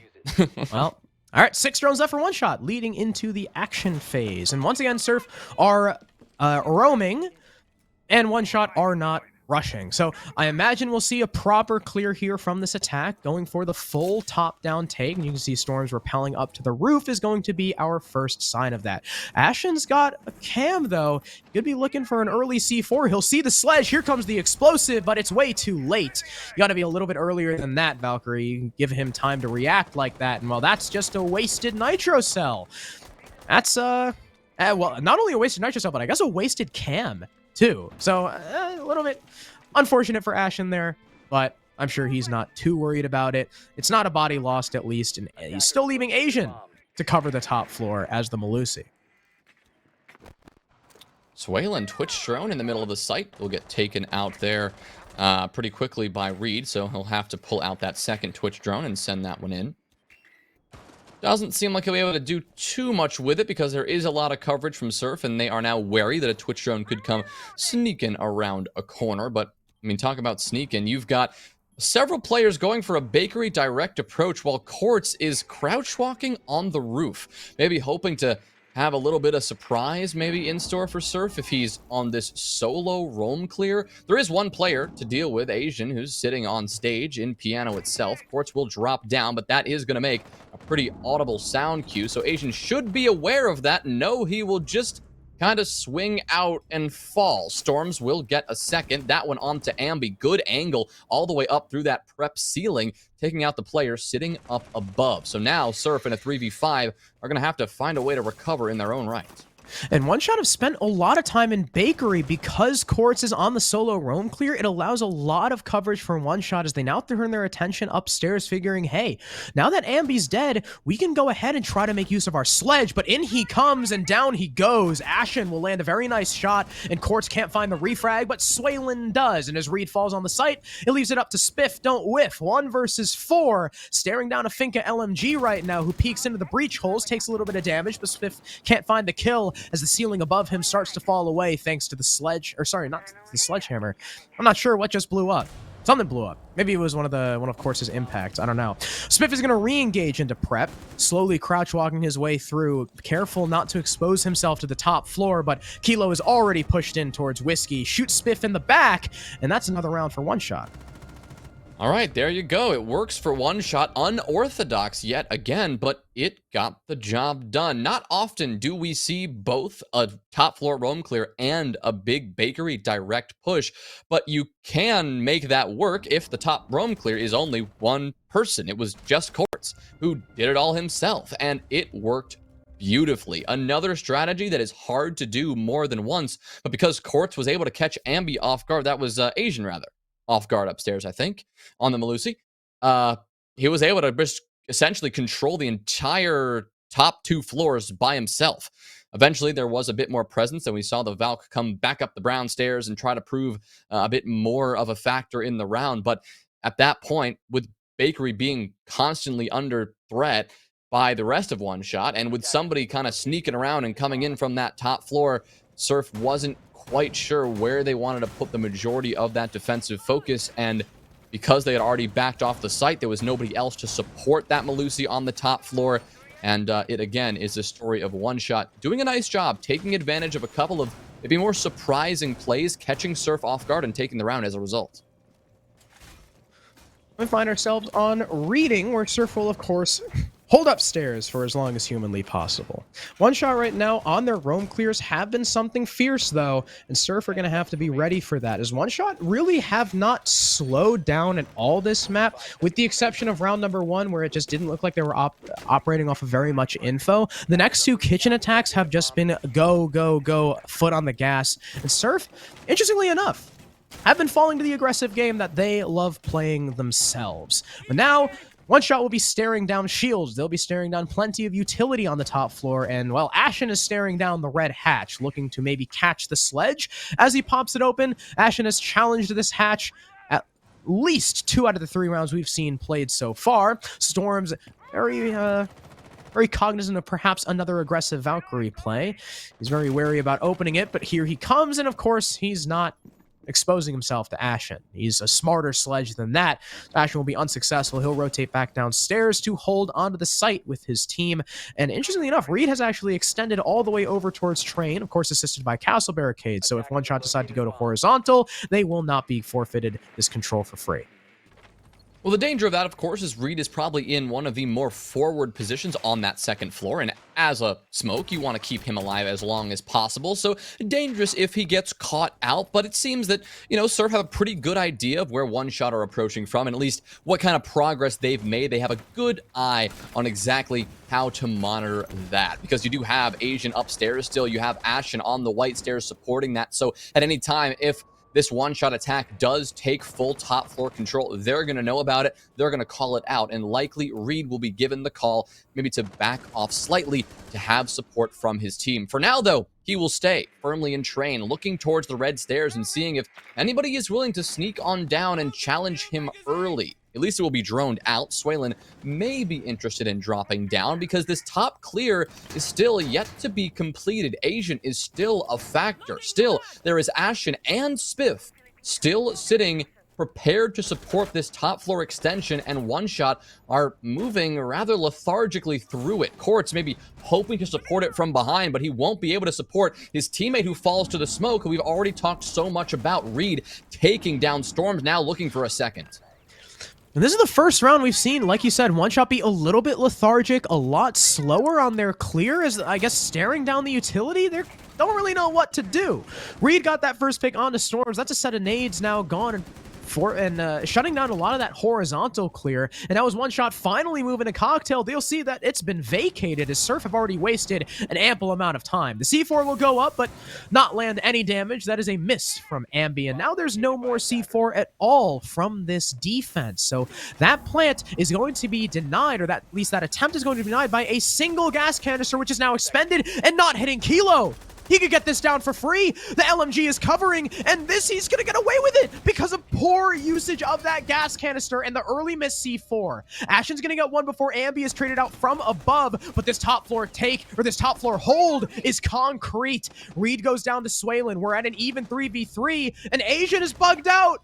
What an unfortunate situation for Surf. Swaylin takes out Ashen. Spiff, I guess, is really the only man left because Asian is stuck walking in the same place over and over, but the castle goes down, and now, well, we get to stare at an Aruni run in place for the next 12 seconds. One shot, extend their lead 3-1. Yeah, a bummer for Surf that it ends like that, but it really was a problem that they sent upon themselves, at least in that early execute, right? I mean, they weren't able to deny that initial plant, and that's something that One Shot took good advantage of, and even though they had that disadvantage, they were still able to get the bomb down and finish it out. But as we wait for him hopefully to reconnect to the lobby, Harrison, no better time to throw in another wonderful shout out to our sponsor, Mike and Ike. You can take your candy game to the next level with a pack of Mike and Ike Original Fruits or a pack of Mike and Ike Mega Mix. A lot of different flavors, a lot of good options from Mike and Ike. They're delicious, fruity, chewy flavors can help fuel your game and can power you up to keep playing at your best. You can power up with a Mike and Ike, and as corny as it sounds, it seems that One Shot have at least powered up slightly since that last game. Of course, is maybe a little bit too early to assess because it is just a couple of rounds, and we did see a Surf player disconnect at the end of that one, but it is generally considered a more defender-sided cafe. At least that's what these two teams think, and One Shot now lead 3-1 on the attacking side. And I do have to say, I don't really know how much Asian's position or Asian's flank through mining would have affected the round too much because, you know, a lot of that was on the top floor hold that Swaylin still had along with his teammate. I think it was the Finca upstairs with him of Slippery. So even if Asian had been able to make something happen by his side, maybe killed the site player, you still got to worry about those upstairs guys that were not taken out of position at all. They still have vertical superiority. Asian, I mean, the only way he could have gone back upstairs would be from red, which would have taken too long, or up white, which two of his teammates had already come through. So I'm not too sure how much that disconnect actually affected the round. I'm sure One Shot would have won it out anyway. And now that Surf have their initial site, unlocked once again and have lost reading, they'll go back to Bar, the only site that they've been successful on so far.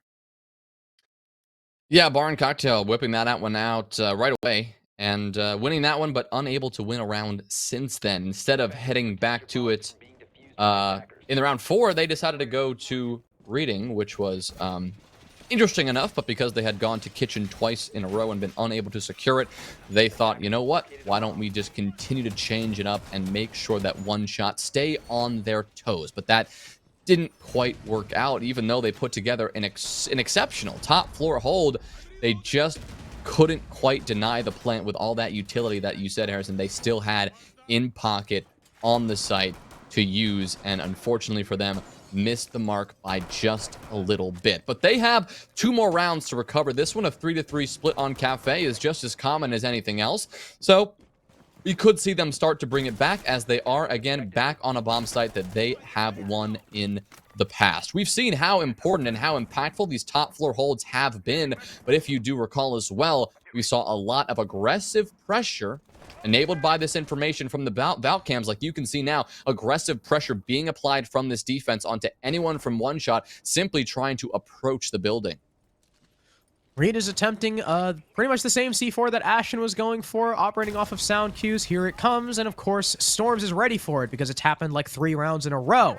You also got Ashen, once again, peeking aggressively, but he'll be able to find his pick, aided by his own info. Quartz is not ready for it, despite, again, like I said, just like Reed's C4, it's come multiple times in a row. A little bit odd, maybe Quartz getting a little bit too comfortable. That's going to be the opening pick for Surf. Yeah, finally identifying that Valcam. A little bit too late, though, for Swaylin, unfortunately. The IQ never quite making it around to the other side of the building. So, yeah, Quartz did not know that he was being watched constantly and was constantly under threat as well. So Surf will once again hold an early advantage. Reed looking to maybe continue that, keeping an eye on anyone over towards the cocktail side. But actually, Ashen kept one of those black eye cameras in pocket to use at a moment like this, when he is, looking around a corner trying to see, oh, maybe there's going to be some attackers pushing from there. Let me get a cam in position. Unfortunately for him, it's not going to do him much good. At least it's not going to do his teammate much good either, as Asian is cut down, kept at 0-5 right now. Uncharacteristic for him, as he is shut down by the Sledge, who looks to continue the one-shot success as they equalize now and turn this lobby into an even 4v4. Asians having an uncharacteristically slow game. Not a single kill on the board from what's normally the top performer of this team, along with Ashen. That might be what's hurting Surf. They're down 3-1 because one of their star fraggers isn't here, but One Shot have, of course, been playing very well, and they'll be looking to continue that streak. Drones in sight, gathering a lot of very good info, but Ashen still has a C4 down below.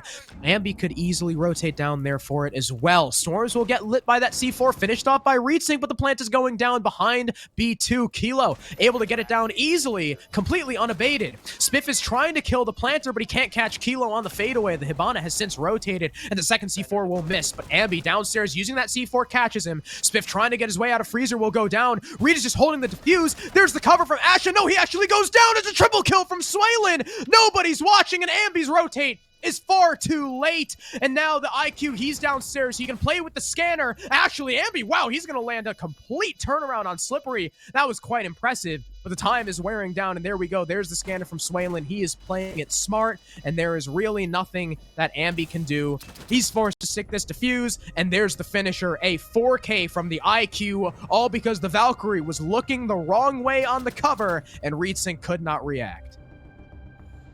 Once again, the case of One Shot, despite them being, in a bad situation, holding, somewhat of a disadvantage, they still find a way to win the round. And normally, getting a bomb down in a 3v5, 3v4 situation, I mean, it's not a guarantee at all. You have to play perfectly in the post plant, and in some cases, you've got to get a multi-kill of some kind. I mean, Swaylin just did that, a triple kill on the round. Perfect positioning from him.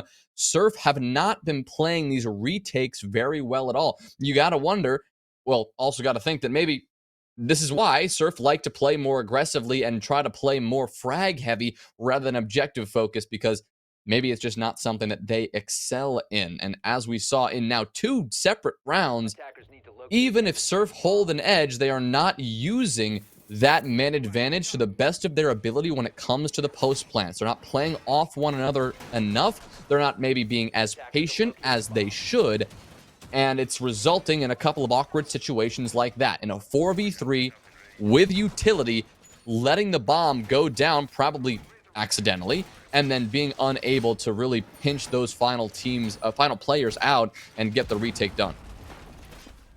Especially Swaylin, his position being completely unknown. That was maybe, again, the Valkyrie camera being used for the run out. Maybe could have been used there, though he was IQ. He would have probably spotted out any black eye to begin with. I mean, either way, it was really just, again, Ashen looking the wrong way and Reed thinking he could stick, completely turned that round in Swaylin's favor. Excellent work. And Swaylin has been kind of absent through the first couple maps. I mean, he had a big round on Chalet, but that was kind of it. He is 11-1 right now on Cafe. 11-1. Ashen's first Valcam will get shot out. He'll throw out another. It's got good view of one side of the building, but I don't think it's going to catch anyone from One Shot, as they've mostly rotated over towards the west and the north. But no, there's actually a couple still in spawn. They're taking their time. Slip knows Ashen wants to get aggressive. He's just waiting and watching the window. But now they start to rotate. Is this when Ashen gets aggressive? I mean, he wants to peek or jump out a window, or at least send a teammate flying out a window. This is a classic cam. I mean, it's been just throwing a cam on that building. It's been around for ages. But Swaylin still hasn't turned that IQ sensor to that side of the building, or at least all the way across the street. I don't even think it reaches quite that far either. I'm not sure the range of that thing, like 15 meters or something like that.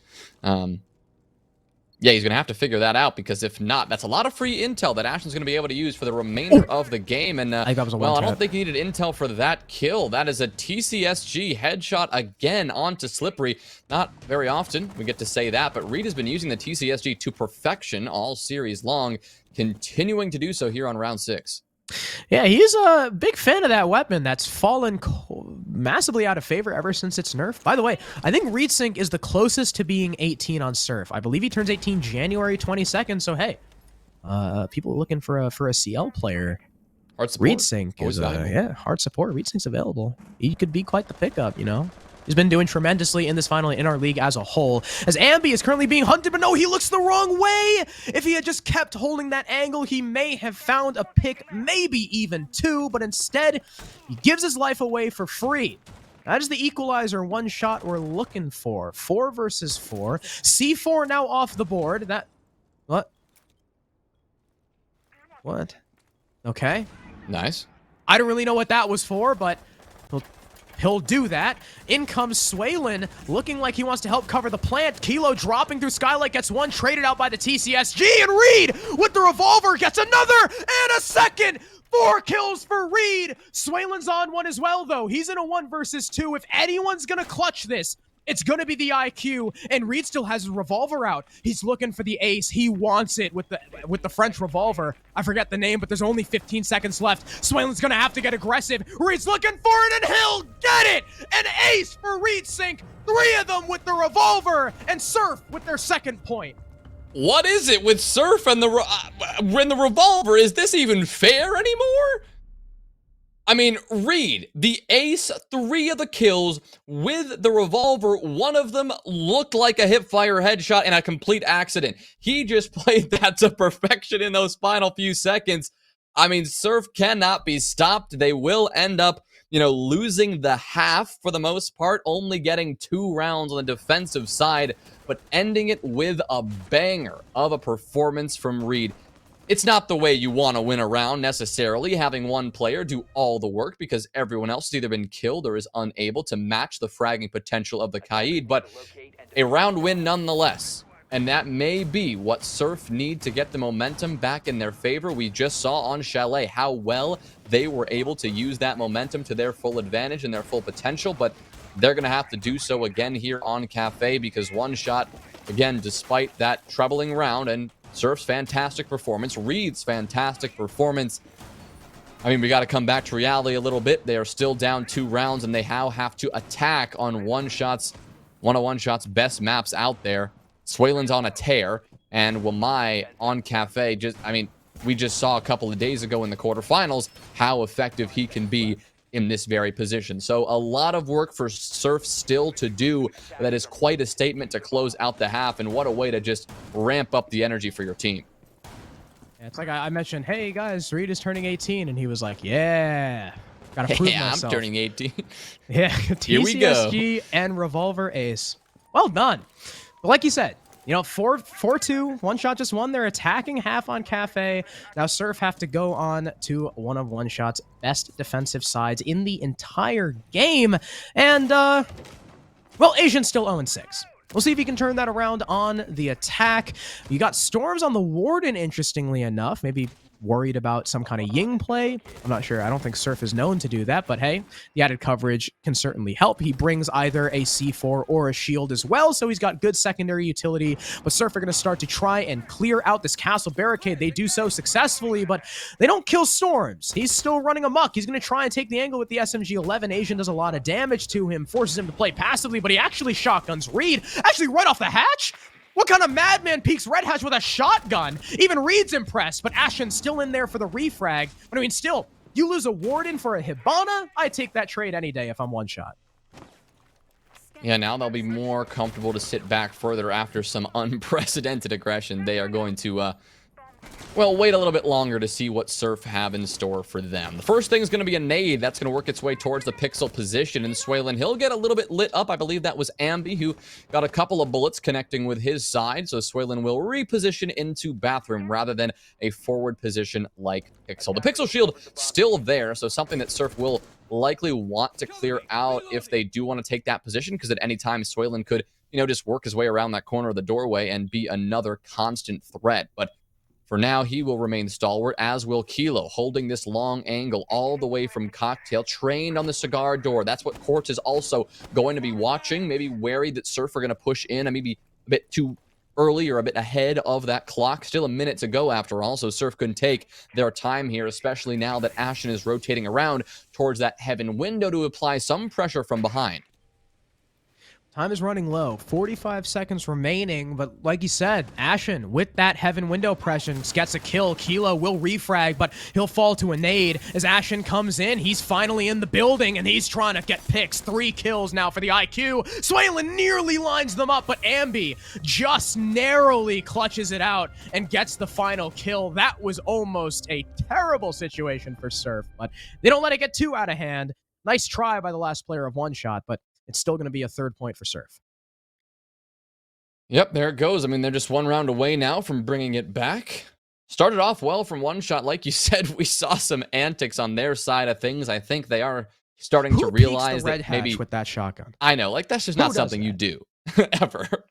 But they made it happen. I mean, maybe they are in a position where they feel like they have to bring out more of that aggression. I mean, the 4 rounds they've got, one of those was crazy aggression on a rush. Another was kind of the surprise solo roam clear in combination with that big bakery take that we mentioned. So like they are using the element of surprise to their advantage a good bit, and I think they're understanding that even though they may not want to admit it, they may be on the back foot in this series. I mean, they're definitely on the back foot in this series, down 2 maps, but even right now on a comfortable territory like Cafe, a team like One Shot still cannot afford to get comfortable, to get complacent, because Surf are now only 1 round away. And hate to sound like a broken record here, but Surf, they do wonders when they've got that momentum, and you can just see every single round that confidence just ramping up.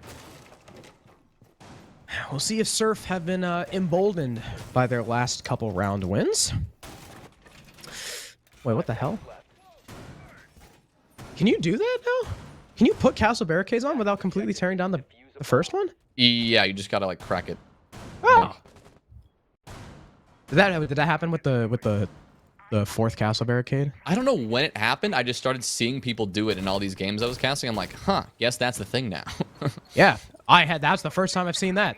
That was interesting. But those castle barricades aren't going to last very long.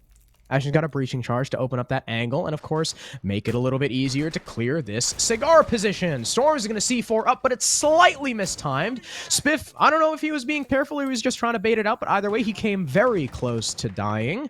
Now, Storms is going to start likely feeling the pressure. Now that Surf have Red Hatch open, they'll be going for the utility clear on the piano and stage windows. They'll be looking to knock down that castle barricade as soon as possible. Storms is tucked in Humidor, though, so he could easily fall back down the hatch if he so chooses. All the flash grenades getting sucked up by Wamidis, but it's slippery on a run out to catch Asian all the way downstairs. He catches him on actually the east rappel, interestingly enough. And unfortunately, the resident top-rated player of Surf will remain 0-8. Yeah, I don't know what the heck is happening here. I mean, maybe Cafe is not his territory. But you got to admit, and I think it is pretty certain, that his performance is having a good hindrance onto Surf right now. They may be in the lead if it were not for Asian dropping that donut right now. Ashen hoping to recover, maybe recover part of this entry duo we've talked about. Without his buddy, he'll have to do it on his own. Taking a brief skirmish there with Storms, but neither player actually connecting a single bullet, oddly enough. Instead, Ashen takes the time to rotate below, and Storms is none the wiser. Good distraction being applied from Surf at the same time, but One Shot, they are in place to get a trade. Good job from them to take down Reed. Losing the Habana is still a bit earlier than Surf would have liked, but they've done the job initially of at least getting into the building, and they've got the cigar door open, ready to just blitz their way on through if they need to. I also saw, I think Spiff whiffed the nade there. It landed really close to Ticket, so that shield and Pixel is still up. And that right there could be the end of the round, but no, they actually give it up. Surprisingly, the defenders fall back from Pixel, not opting to challenge it despite all the utilities still being there. Ashen's breaching charge will be shot away.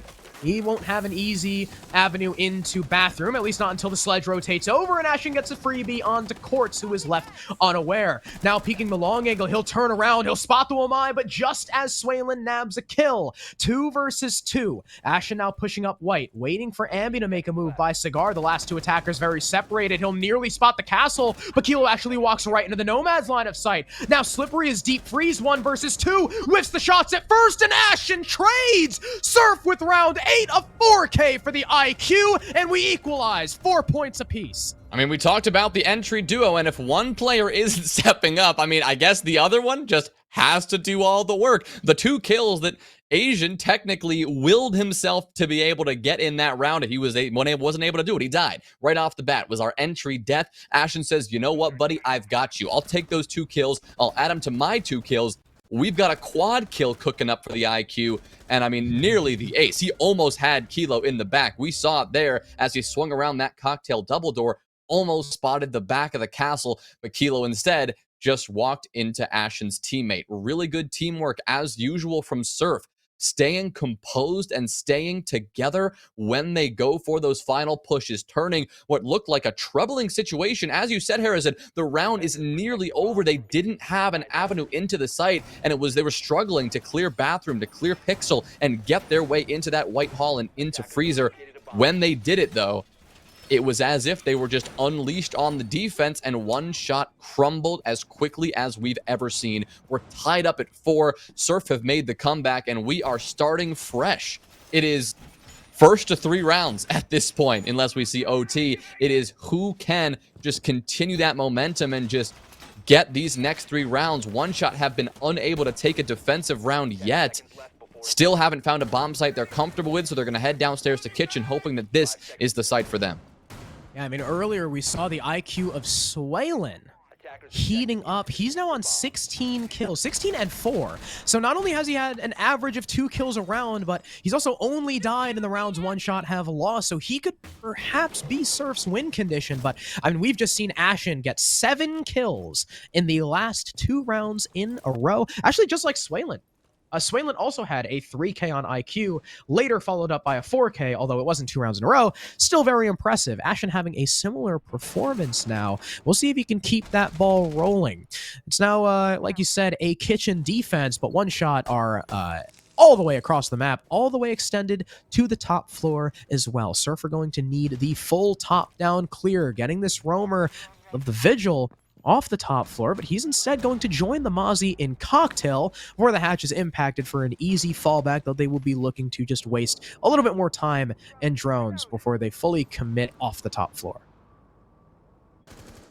Ashen staying patient on this white stairs window, maybe seeing if they can force somebody to rotate down there before he actually steps up and makes a move. Looks like he won't. He'll actually just back off the rappel and maybe join his teammates elsewhere, while the rest of that top-down clear does go pretty much unhindered. Good job there from Surf to take that control, and now they have their eyes set on this second floor, but once again, that's easier said than done. Still Storms to worry about. He'll make his quick escape, but not if Reed has anything to say about it. Just in the nick of time as well. Asian will strike second, taking down Slippery, who tried to get far too aggressive for his own good, trying to approach up the white stairs and retake that second floor, marking Asian's first kill on the map. That's going to put Surf into a 5v3, a 2-man advantage. Looking good as they have plenty of time now working the vert, but Swaylin pushes up white to catch Asian, so he had 1 kill, but he'll have to sit back down. Swaylin says, that's too much for you. No more effect over here. He's had nades and a Gon 6 in his pocket too, and with the shield still being up, 2 shields in fact, that could be a lot of sorely missed utility unless Spiff is on it with the nades. Down comes Ashen. looking for a kill. He's fishing, but the camera's still up. He doesn't know there's someone in his freezer, but Quartz is going to kill Reed. Before that, on that hatch, dropping Case above freezer, but he tries to rotate away under the watchful eye of this IQ. Ashen nabs another kill, and now the Vigil's taking the fight. Swaylin dancing with death. Ambi coming in for the pinch, but he's now very lit up. Ashen's been taken down on the floor, and there's actually the trade, but they go 1-for-1. Spiff, though, he's got the time to pick up his teammate. Ashen's low, but he's not dead, and they'll have to 1v2 Kilo with such little time. The Echo's going to fall back, but they've got this IQ. They spot the Yokais. Spiff is going to be able to go for this plant. The Black Eye now dead as well. Kilo, he knows he doesn't have any drones to work with. He's just going to have to push, and he'll have to win a fight against the IQ. But now they know he's coming. He'll peek up, and there we go! Kilo gets the first, but Ashen gets the trade, and this IQ looks like the only thing holding Surf together at the moment, and they take the lead. I mean, it's either the IQ herself with the gadget, or it's the man on the IQ fragging out. It is unreal how Surf have been able to change these rounds together. That one there got a bit messy in the end, especially when clearing out Vigil from VIP. It was Ambi who pushed on in through, towards dining through those tables in the main area, would trying to assess, is there someone in Whiskey Bar? Is there somebody, proving that threat on the other side? Because at the same time, you had Ashen challenging from the white stairs. Ashen actually got downed, and Ambi was not there initially to play the trade because he was busy looking down the long hall, naturally trying to cover his other angle. But because of that, the opportunity for the trade was essentially missed. And then it would have been another 1v1. Yeah, the Vigil was on low HP, but as we saw, that didn't help Ambi, who got downed in the end. It was 1-1, just a bullet trade. I think it was a beautiful headshot from the Vigil onto Ambi. Ambi had to only land that one body shot. He was able to do it.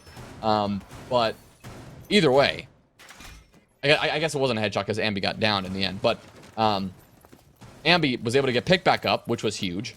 And I guess Surf was able to recover the round, what it felt like out of nowhere. Really working wonders on that first floor clear and staying composed once again. It is so good to see them playing well in these stressful situations that I felt like even at the beginning of this split, this Surf team didn't feel as comfortable on it. Feels like second nature to them by now. Yeah, especially too, the fact that it was the IQ of all operators alive in those last 15 seconds was probably a round changer, right? Because he saw those Yokais. He spotted them out as easy as that. Kilo was backing off to play with them, and Ashen, again, just happened to be IQ. He denied that, and Kilo was then forced to push. Sure, he got one kill onto Spiff, but he couldn't flick fast enough. I mean, the fact that he killed the full HP player first was impressive and was incredible, because that means he only needs to land one onto Ashen. But like I said, he just couldn't flick fast enough. And now Surf, who were down 4-2, have taken... Well, they were down actually 4-1. They've taken 4 rounds in a row. Now in the lead. One more and they'll be on match point. But of course, it's one shot now on a different site. They lost Bar, they lost Kitchen, and they'll try their luck on the Reading now, hoping and praying that they can find some sort of success on a new site. I mean, Swaylin's finding success everywhere, but that is just about where the success for One Shot starts and it ends. 18 kills for him right now. I mean, it looks like he'll get 20 by the end of this map at least. But we're going to have to see someone else from One Shot stepping things up, because on the side of Surf, you've got Ashen, you've got Reed and Ambi all pulling their weight. Spiff and Asian still lagging a little bit behind, but with the nades they've got in hand, with all that destruction that Spiff allows with that breaching hammer, they're doing their job elsewhere. Kilo as well. I mean, in terms of the frags, it looks like One Shot has more kills, but it just comes down to the fact that Surf are being a little bit more consistent. Good thing for One Shot, though, they will start things off well. C4 comes up from Storms and shuts down Reed. Quartz on the follow-up will take down Ashen. Now, Storms was taken down in the process, but that is a very good trade for One Shot. The IQ, who has been pivotal in every round so far, is gone. No more kills for Ashen and no more of that IQ gadget. Reed as well. The Habana has also been taken care of. So a take from the backside here from Dining is going to be a lot less likely to be successful. Yeah, before this round, Ashen had a total of 9 in the past 3. He'll make it 10-4, and having him off the board is certainly going to make One Shot feel a lot safer, especially now with a one-man advantage. Taking out the Hard Breacher is going to force Surf through these single doorways, not able to open up any of these extra angles they're looking for. Spiff's nade will also miss, only succeed in damaging Slippery somewhat. Asian trying to make something happen by reading, can't spot anyone as Ambi goes down to Sway. Now a 2 versus 4. One Shot looking to equalize. They are poised to do just that. As Asian walks in, he'll be spotted by the Prox alarm, swiftly shut down as Spiff dies to Quartz on the opposite side, attempting to work a pinch. And like I said, there's our equalizer, 5-5. Well, One Shot have finally found a bomb site that worked for them. It's reading. But the problem is, on their 4th defensive round, that means they can no longer go back to reading. So now that they've learned that, congratulations to them, but now they have to figure out where else they want to defend. They tried bar and cocktail twice, neither defense worked. They tried kitchen once, that didn't work either. They've only got 2 more rounds. I expect we're going to see them both. We're going to start off on bar and cocktail. That is where One Shot want to try their hand first. Both of these rounds on the top floor, they were very, very close. I mean, Surf just seemed to have some sort of godlike powers on this site right now because they ended the half with Reed going, with that incredible clutch with the revolver in hand. But since then, they've won those 2 rounds on the top floor. And even though they've been some close rounds, they've done a great job of playing together and getting those kills. So maybe they'll be looking to do so again. One Shot need to make some adjustments. Their operator selection isn't going to reveal too much as to what those adjustments may be. But I guess we'll have to see in terms of their play style.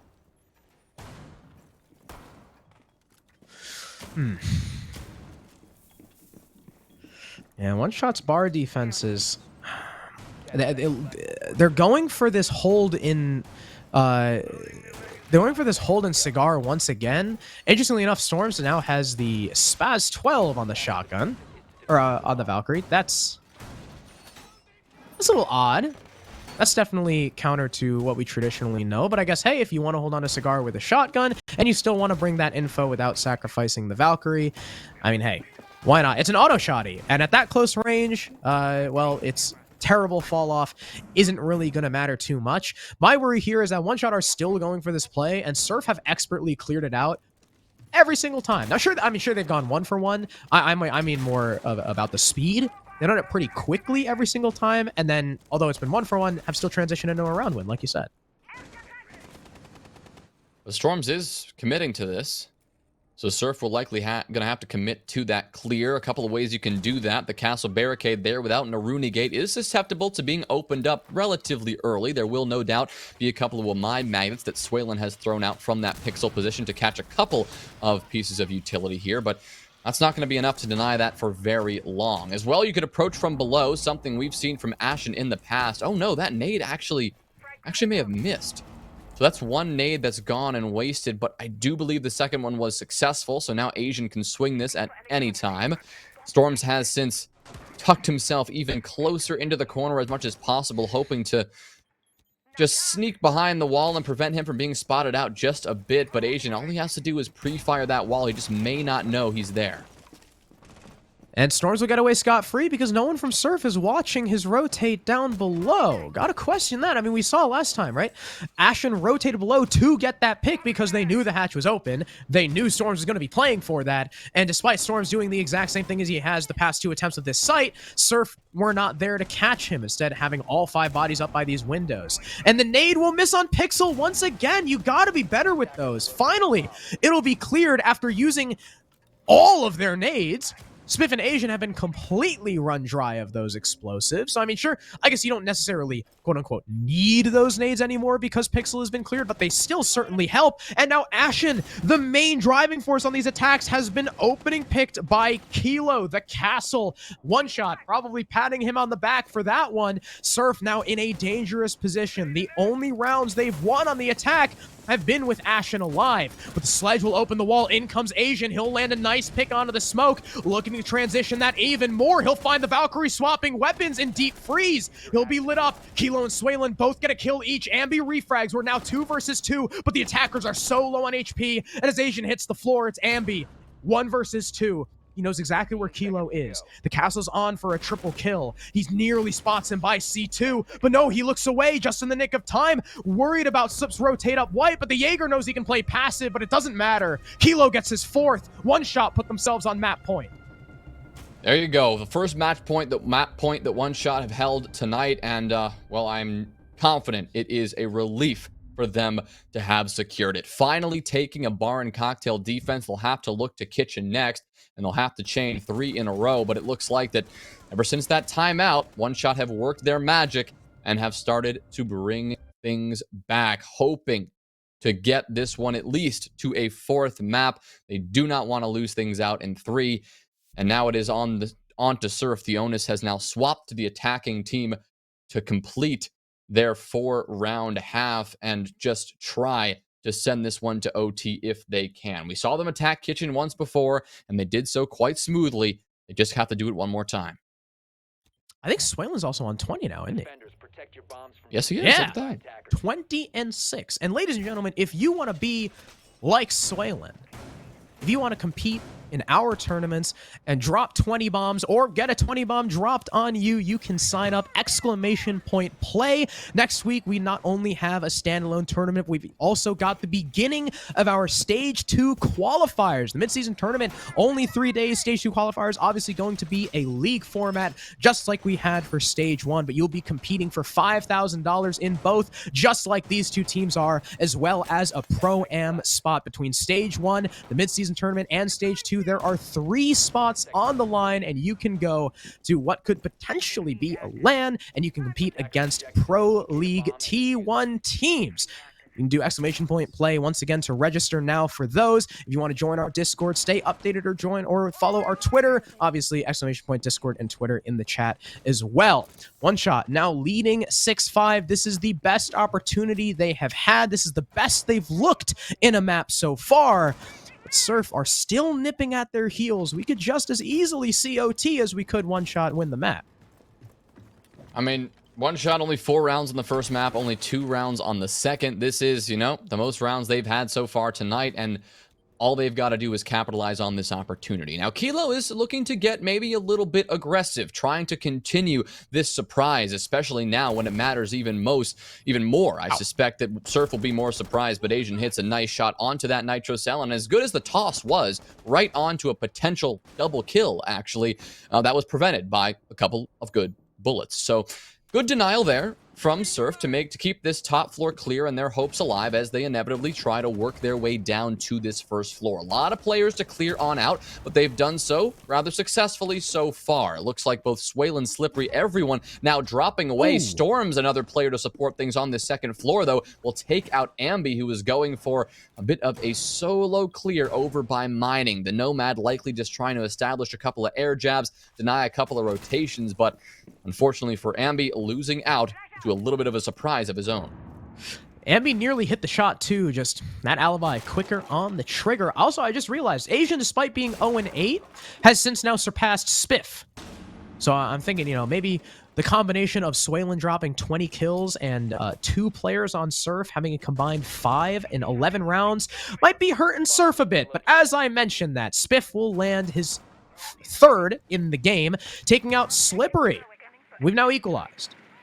4-4. 1 minute left in what could be the last round of this map. Surf now working the vertical play. They got to be wary, though, about Swalen holding down VIP once again. The Quartz is going to be playing as aggressively. He'll be able to use his utility as smoke instead of challenging Freezer. That could change the course of the round. He's still got all 3, and like I said, time is dwindling. It sounds like the shield has been done and dusted, though. So this Legion's position a little bit more exposed, but he's got coverage from Storms on his backside. There will be no pinch from Ambi, at least not safe. As Ambi is dead, and you've got that player in Whiskey, but Asian, he's just going to swing it. Down goes Swalen, and now the man advantage is in Surf's corner. 20 seconds left. Storm's going to move away from VIP now that he knows that control is gone. Kilo will find Rita's. Quartz hits the floor, though. Still a man advantage for Surf. In comes Ashen. We know how good he's been. He doesn't look in the correct spot, though, for the Valkyrie. In a Goo Mine, he'll have to stop and take that out. But who's got Case? None of these players. It's a far afield. I don't even know where it is. Asian gets a kill, though. It's all on Storms. Ashen has since Ashen's picking up and is planting, but he gets one of the coverage. All he's got to do is land the kill through the ceiling, but he can't in time. Ashen lands the plant, but he gets the kill. Spiff, left above all alone, will find it, narrowly avoiding the shots through the bars. And ladies and gentlemen, One Shot will not take the map just yet. We're headed to overtime. Yeah, not just yet. I mean, that was millimeters away from a one-shot win. And I mean millimeters. One of those bullets could have easily connected just then with someone on the side. Or who was that above? Spiff holding above? Spiff. It was so close to connecting that. Storms had hit, 3 banger shots up until that point. All he needed was the one more to secure the quad kill and the map, but he couldn't quite do it. And if this one goes the way of Surf, I am confident he'll want that moment back, maybe thinking maybe he should get a little bit more aggressive, thinking maybe he should just run in and try to deny that plant if he could. But a valiant effort nonetheless, because Surf, they really were taking firm control of that site. And I'm confident we would have seen a very different outcome had Spiff not been perfectly placed from above and had just barely identified Storms' position. Even though he had seen his position, it was confusing because Asian still wasn't looking that way. So his back was exposed when Storms did go for that swing of the double door. But either way, they identified his position and they knew it was safe to get the bomb down. Without that knowledge, they would have likely continued to scramble around that site and struggled to find a confident place to plant. And they may have even run the risk of exposing the person with the bomb in their hands to Storms himself, who, as we saw, was fragging out like an absolute madman. So here we are on overtime. We've made it this far, but this is One Shot's map pick. And because of that, they've got the overtime choice. They elected to defend, as is expected. But if you've seen the way these halves have gone, it's actually been an attacker-sided cafe so far. 4-2 each way. As normal, though, Harrison, I do expect that to change here in OT now that both defensive teams have had ample practice on all of these objectives. They know roughly what to defend.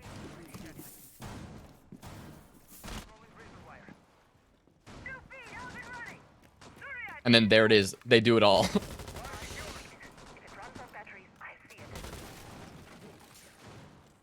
Bomb located by attackers.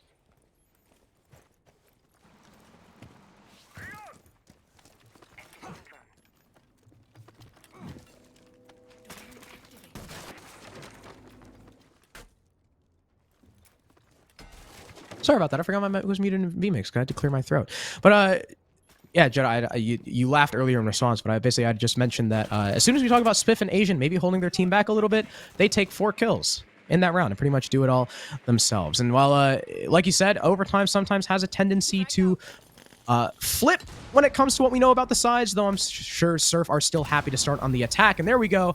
Pixel has been cleared. Although this isn't a bar defense, it's a reading defense. So there's much less utility dedicated to that position, and Asian still kind of whiffed a nade there. So that's going to be one less nade used to clear the rest of those shields. But Surf are now leaving the top floor. They're starting to shift to horizontal, and Storms is caught completely blindsided. Trying to rotate back through Fireplace. He's caught by Ashen. That's a C4 dead and an opening pick for Surf. Dangerous place to rotate back from, because you know that Surf are going to not ever just do one thing at a time. They're always trying to accomplish multiple things, and in that case, they were applying a lot of pressure up above, as One Shot knew. At the same time, they were establishing a good bit of horizontal pressure. And now that they've done so, they've claimed the opening pick. They've taken Storms off the board, and that is a valuable player to lose, especially when you know you're likely going to have to play for eventual plant denial, because even if you've got this top floor control, the one thing the top floor gets you nothing of is going to be actual a visual onto Fireplace, onto Dining, where that bomb is, in this case, may end up going down if Surf have their way with it. We hear those X-Kairos pellets going down on that wall. We see them trying to establish a couple of angles, a couple of cutoffs here to try to limit One Shot's ability to rotate back into that red hall and deny the plant from the backside. Ashen staring down the Aruni gate right now as the IQ with no way to burn it, as Asian has since gone bottom white. Swaylin, though, is holding his rotate prone. The Yon is going to have to land a nasty shot, but Swaylin whiffs. Ashen finds slip. There's the kill bottom white. 5 versus 2. Make it 5 versus 1. But Kilo has the upstairs. There's only 20 seconds. He needs to delay, but he has no info. He has no idea where Reed is planting. And there we go. It goes down. Kilo's able to find the first pick. He'll deny the flawless round, but it's still a post plant. He'll land the second. Looking over towards the double door, trying to find the third. He'll get it. What is going on? Kilo is on fire. But like I said, it doesn't matter how many kills he keeps getting. He's still so low on HP. Spiff and Reed only need to land 1 bullet in the next 17 seconds in order to win this round. Kilo's trying to do more destruction above, scare Spiff, but Spiff is going to reposition. He's now safe. He knows he can play for the time. Reedsink has since backed all the way off. He's all the way by Pillar, and there's the 1 bullet needed. An excellent attempt from Kilo. What a display of gun skill with the SMG-11, but sadly, it was just not enough. There was no time for him to play with, and that's going to be map and match point for Surf.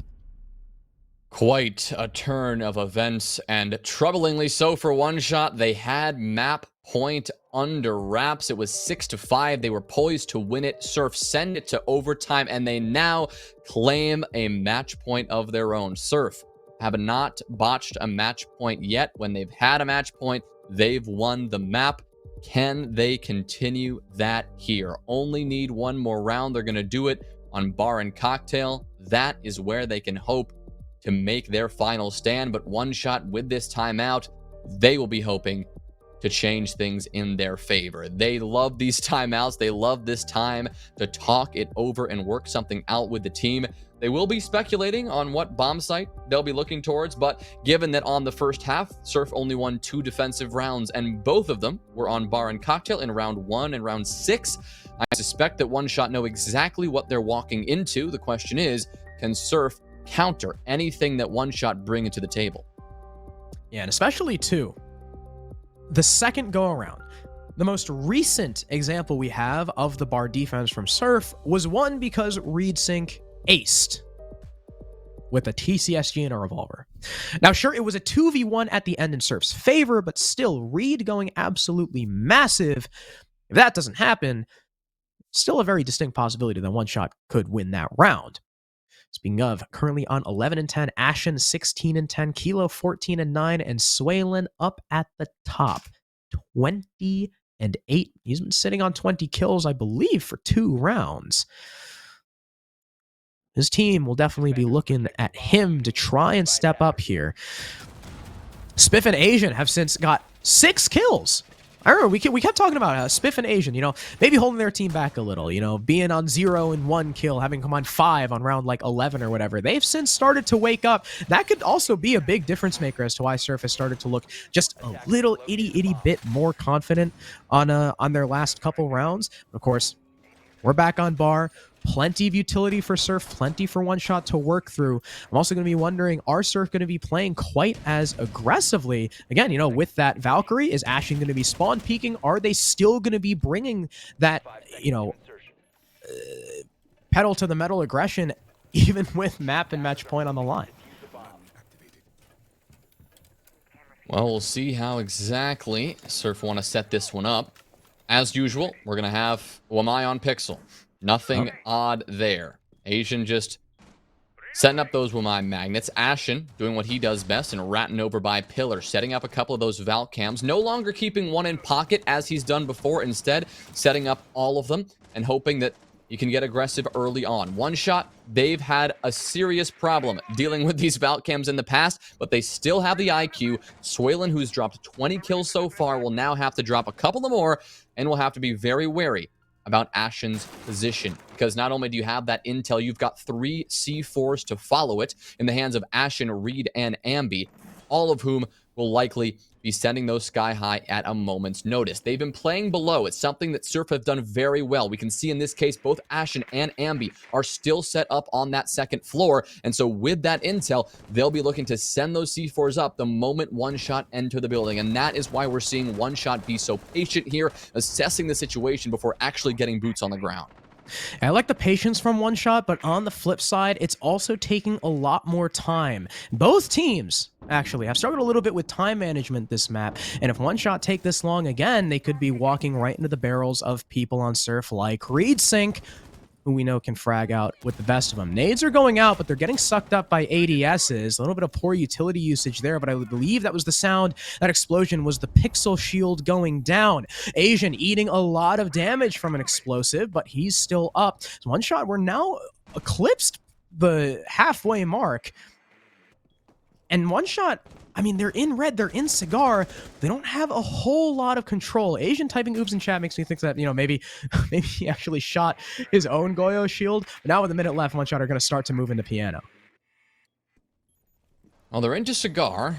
That's half the battle, and they know Pixel's been dealt with, so they can move into Piano and take that control soon after. But Quartz needs to be careful here. Somebody's running right at him. Ambi from below is going to keep his eye on that snow door, so Quartz will fall back, because he really wants to get on that rappel. He's just not comfortable doing so just yet because he doesn't know what lies in wait on that second floor. But wait a minute here. Kilo trying to get this plant down, but denied early from Spiff. Nice shot with the 416. So now One Shot, they're going to have to recover this. Swalin's been dropped down. Slippery hoping to answer down the White Hall. He'll get fried. Good nade there to respond, but it's a 2v4. Ambi's taking a lot of bullets, but he'll eventually get one, and it's going to be all up to Storms now with One Shot's lives on the line. But it's Ambi around the corner from the White Hall. Surf take it in 3. They've taken down the Wolves. They've taken down Aqualix. They now add One Shot to their list of Challenger League victims, and they will be your champions of SCS6 Split 1. It is Surf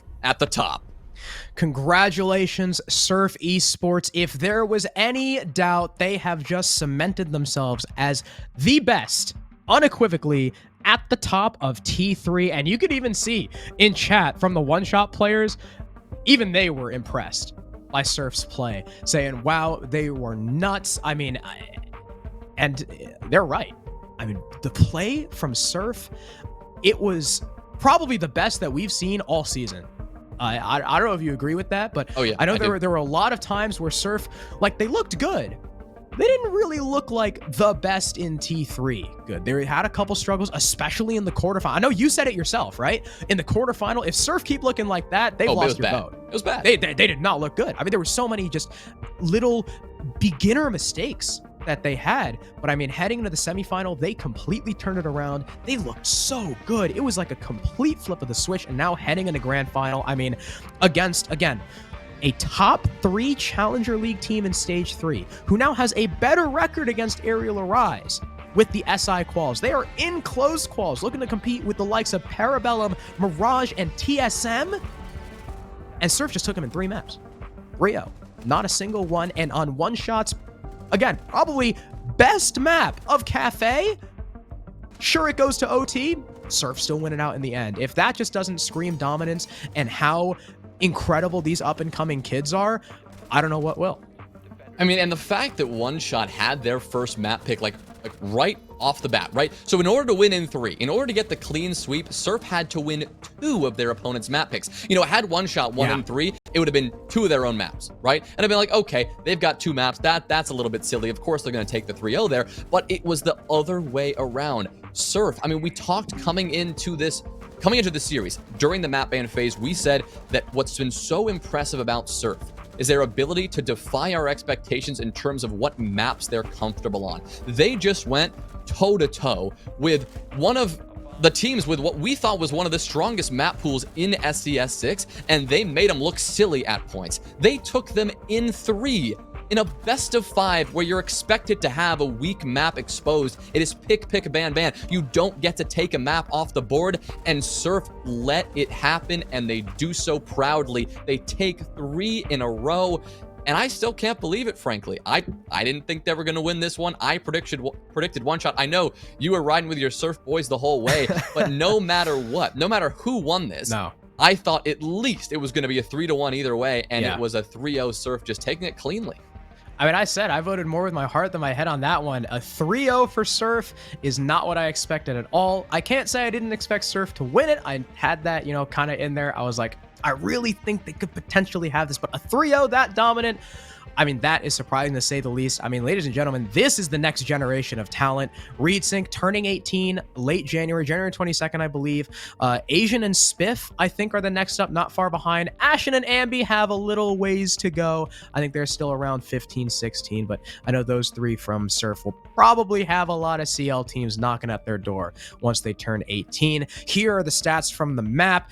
Ashen, Reedsync, and Ambi having a hell of a performance. I mean, even Asian and Spiff, who at one point were like 0-8, 1-8, whatever, they ended up 6-13, 7-12 respectively. And Swaylin, who dropped a 20 bomb, just wasn't enough. I mean, it's so tough to drop that many kills and then have the loss at the end of the day. But Swaylin, he did quiet down in the last, I think, 3-4 rounds. He had 18 or 19 kills, I believe, leading into even like our 11th, 12th round. He was stuck on 20 kills for, I think, 3 or 4 rounds. Yeah, and he still didn't get off it by the end, which is a shame. You know, we see the cost there, obviously impressive from him as well, but just when it came down to it, it was a little bit of everything, right, contributed to that loss. The fact that in the end, Swaylin quieted down a little bit, but the fact that both Asian and Spiff just decided to just start fragging out, having like 5 kills between them, and then in 3 rounds later they had 12-13 kills between them. That is quite a way to turn it around. The timeout that One Shot took, it got them back into it, yes, but it also, I think, awoke a little bit of that Surf energy as well. Yeah, it definitely allowed them to recollect themselves. But if we want to find out just how that map went, just how this series went from inside the team itself, we have Ashen for the interview, one half of the Ashen Asian duo. Ashen, may I be the first to extend a huge congratulations to you guys. I mean, we've seen Surf on the up and up. You guys have been kind of right there with Mystic as the quote-unquote best in T3, but now it's official.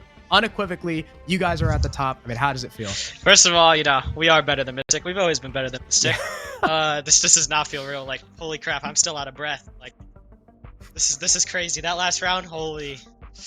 I don't even know what to say. Like, this actually just does not feel real. I mean, there were plenty of times where, I mean, you would make a play, Reedsync would make a play. There were speechless moments from every single one of your roster that left Jonah and I like completely stunned. I mean, your revolver clutch, the 1v2 on Chalet, Reedsync with a 3K revolver ace on Cafe. Let's call us for Grimes.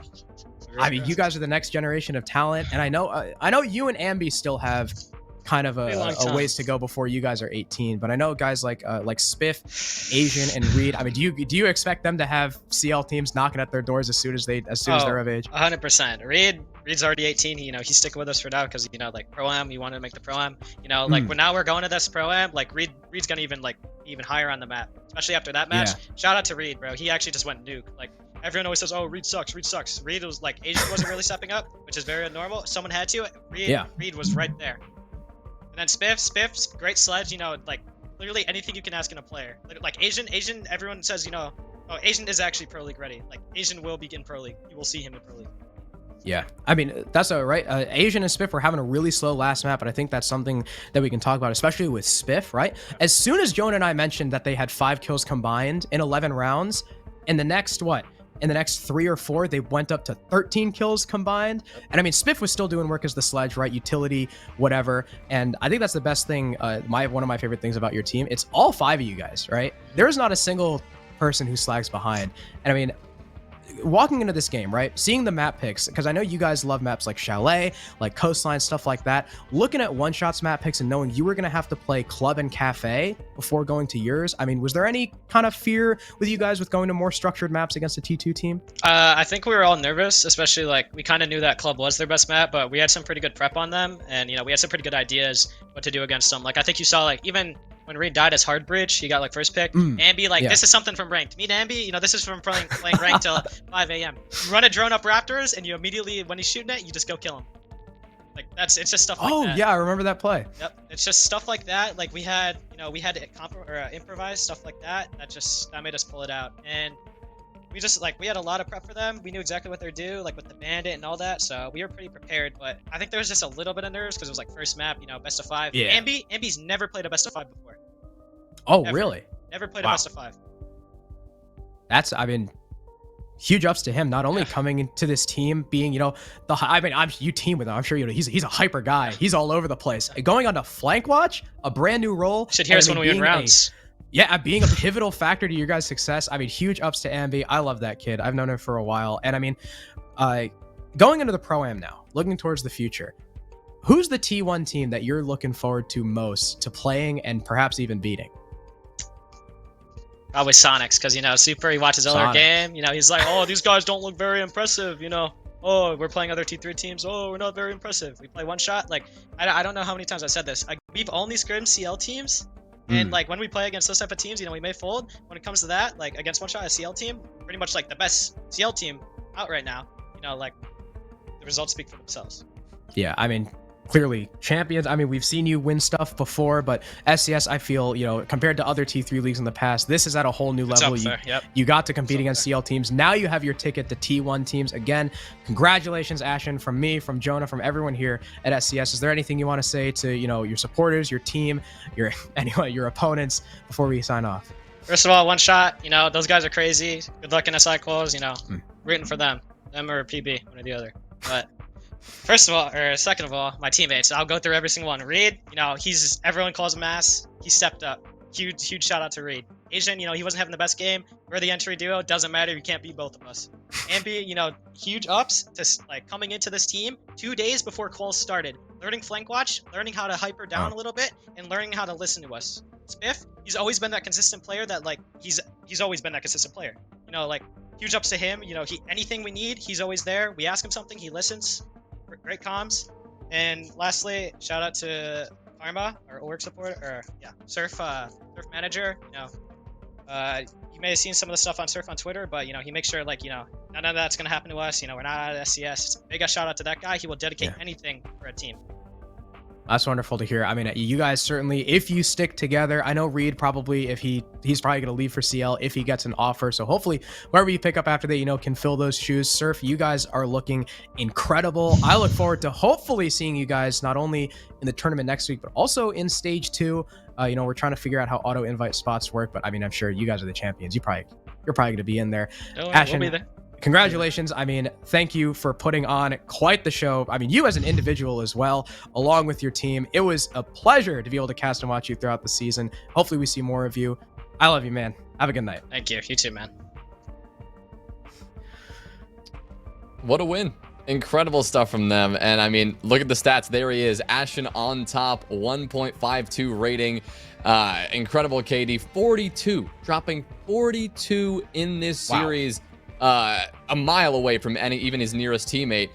Kilo and Swalen even couldn't hit that mark after Swalen dropped 20 on that last map. So 9-2 on the entry as well, with Asian kind of disappearing today. Ashen stepped up in a huge way, and I don't think that can be stated enough, because a team that is used to having this core component of the roster that is fragging consistently when something's missing, and to have 3 of your teammates just step up and put that weight on their shoulders, it really does speak to the depth of this roster. Yeah, and I mean, Kilo and Swalen had standout performances this series, but it just was not enough. I mean, I know we talk his name to death. I know we just talked to him in the interview, but Ashen, like you mentioned, 42 kills, right? For all of you that aren't good at quick maths, shout out to my girlfriend Serena in the other room. This is for you. That's 14 kills a map.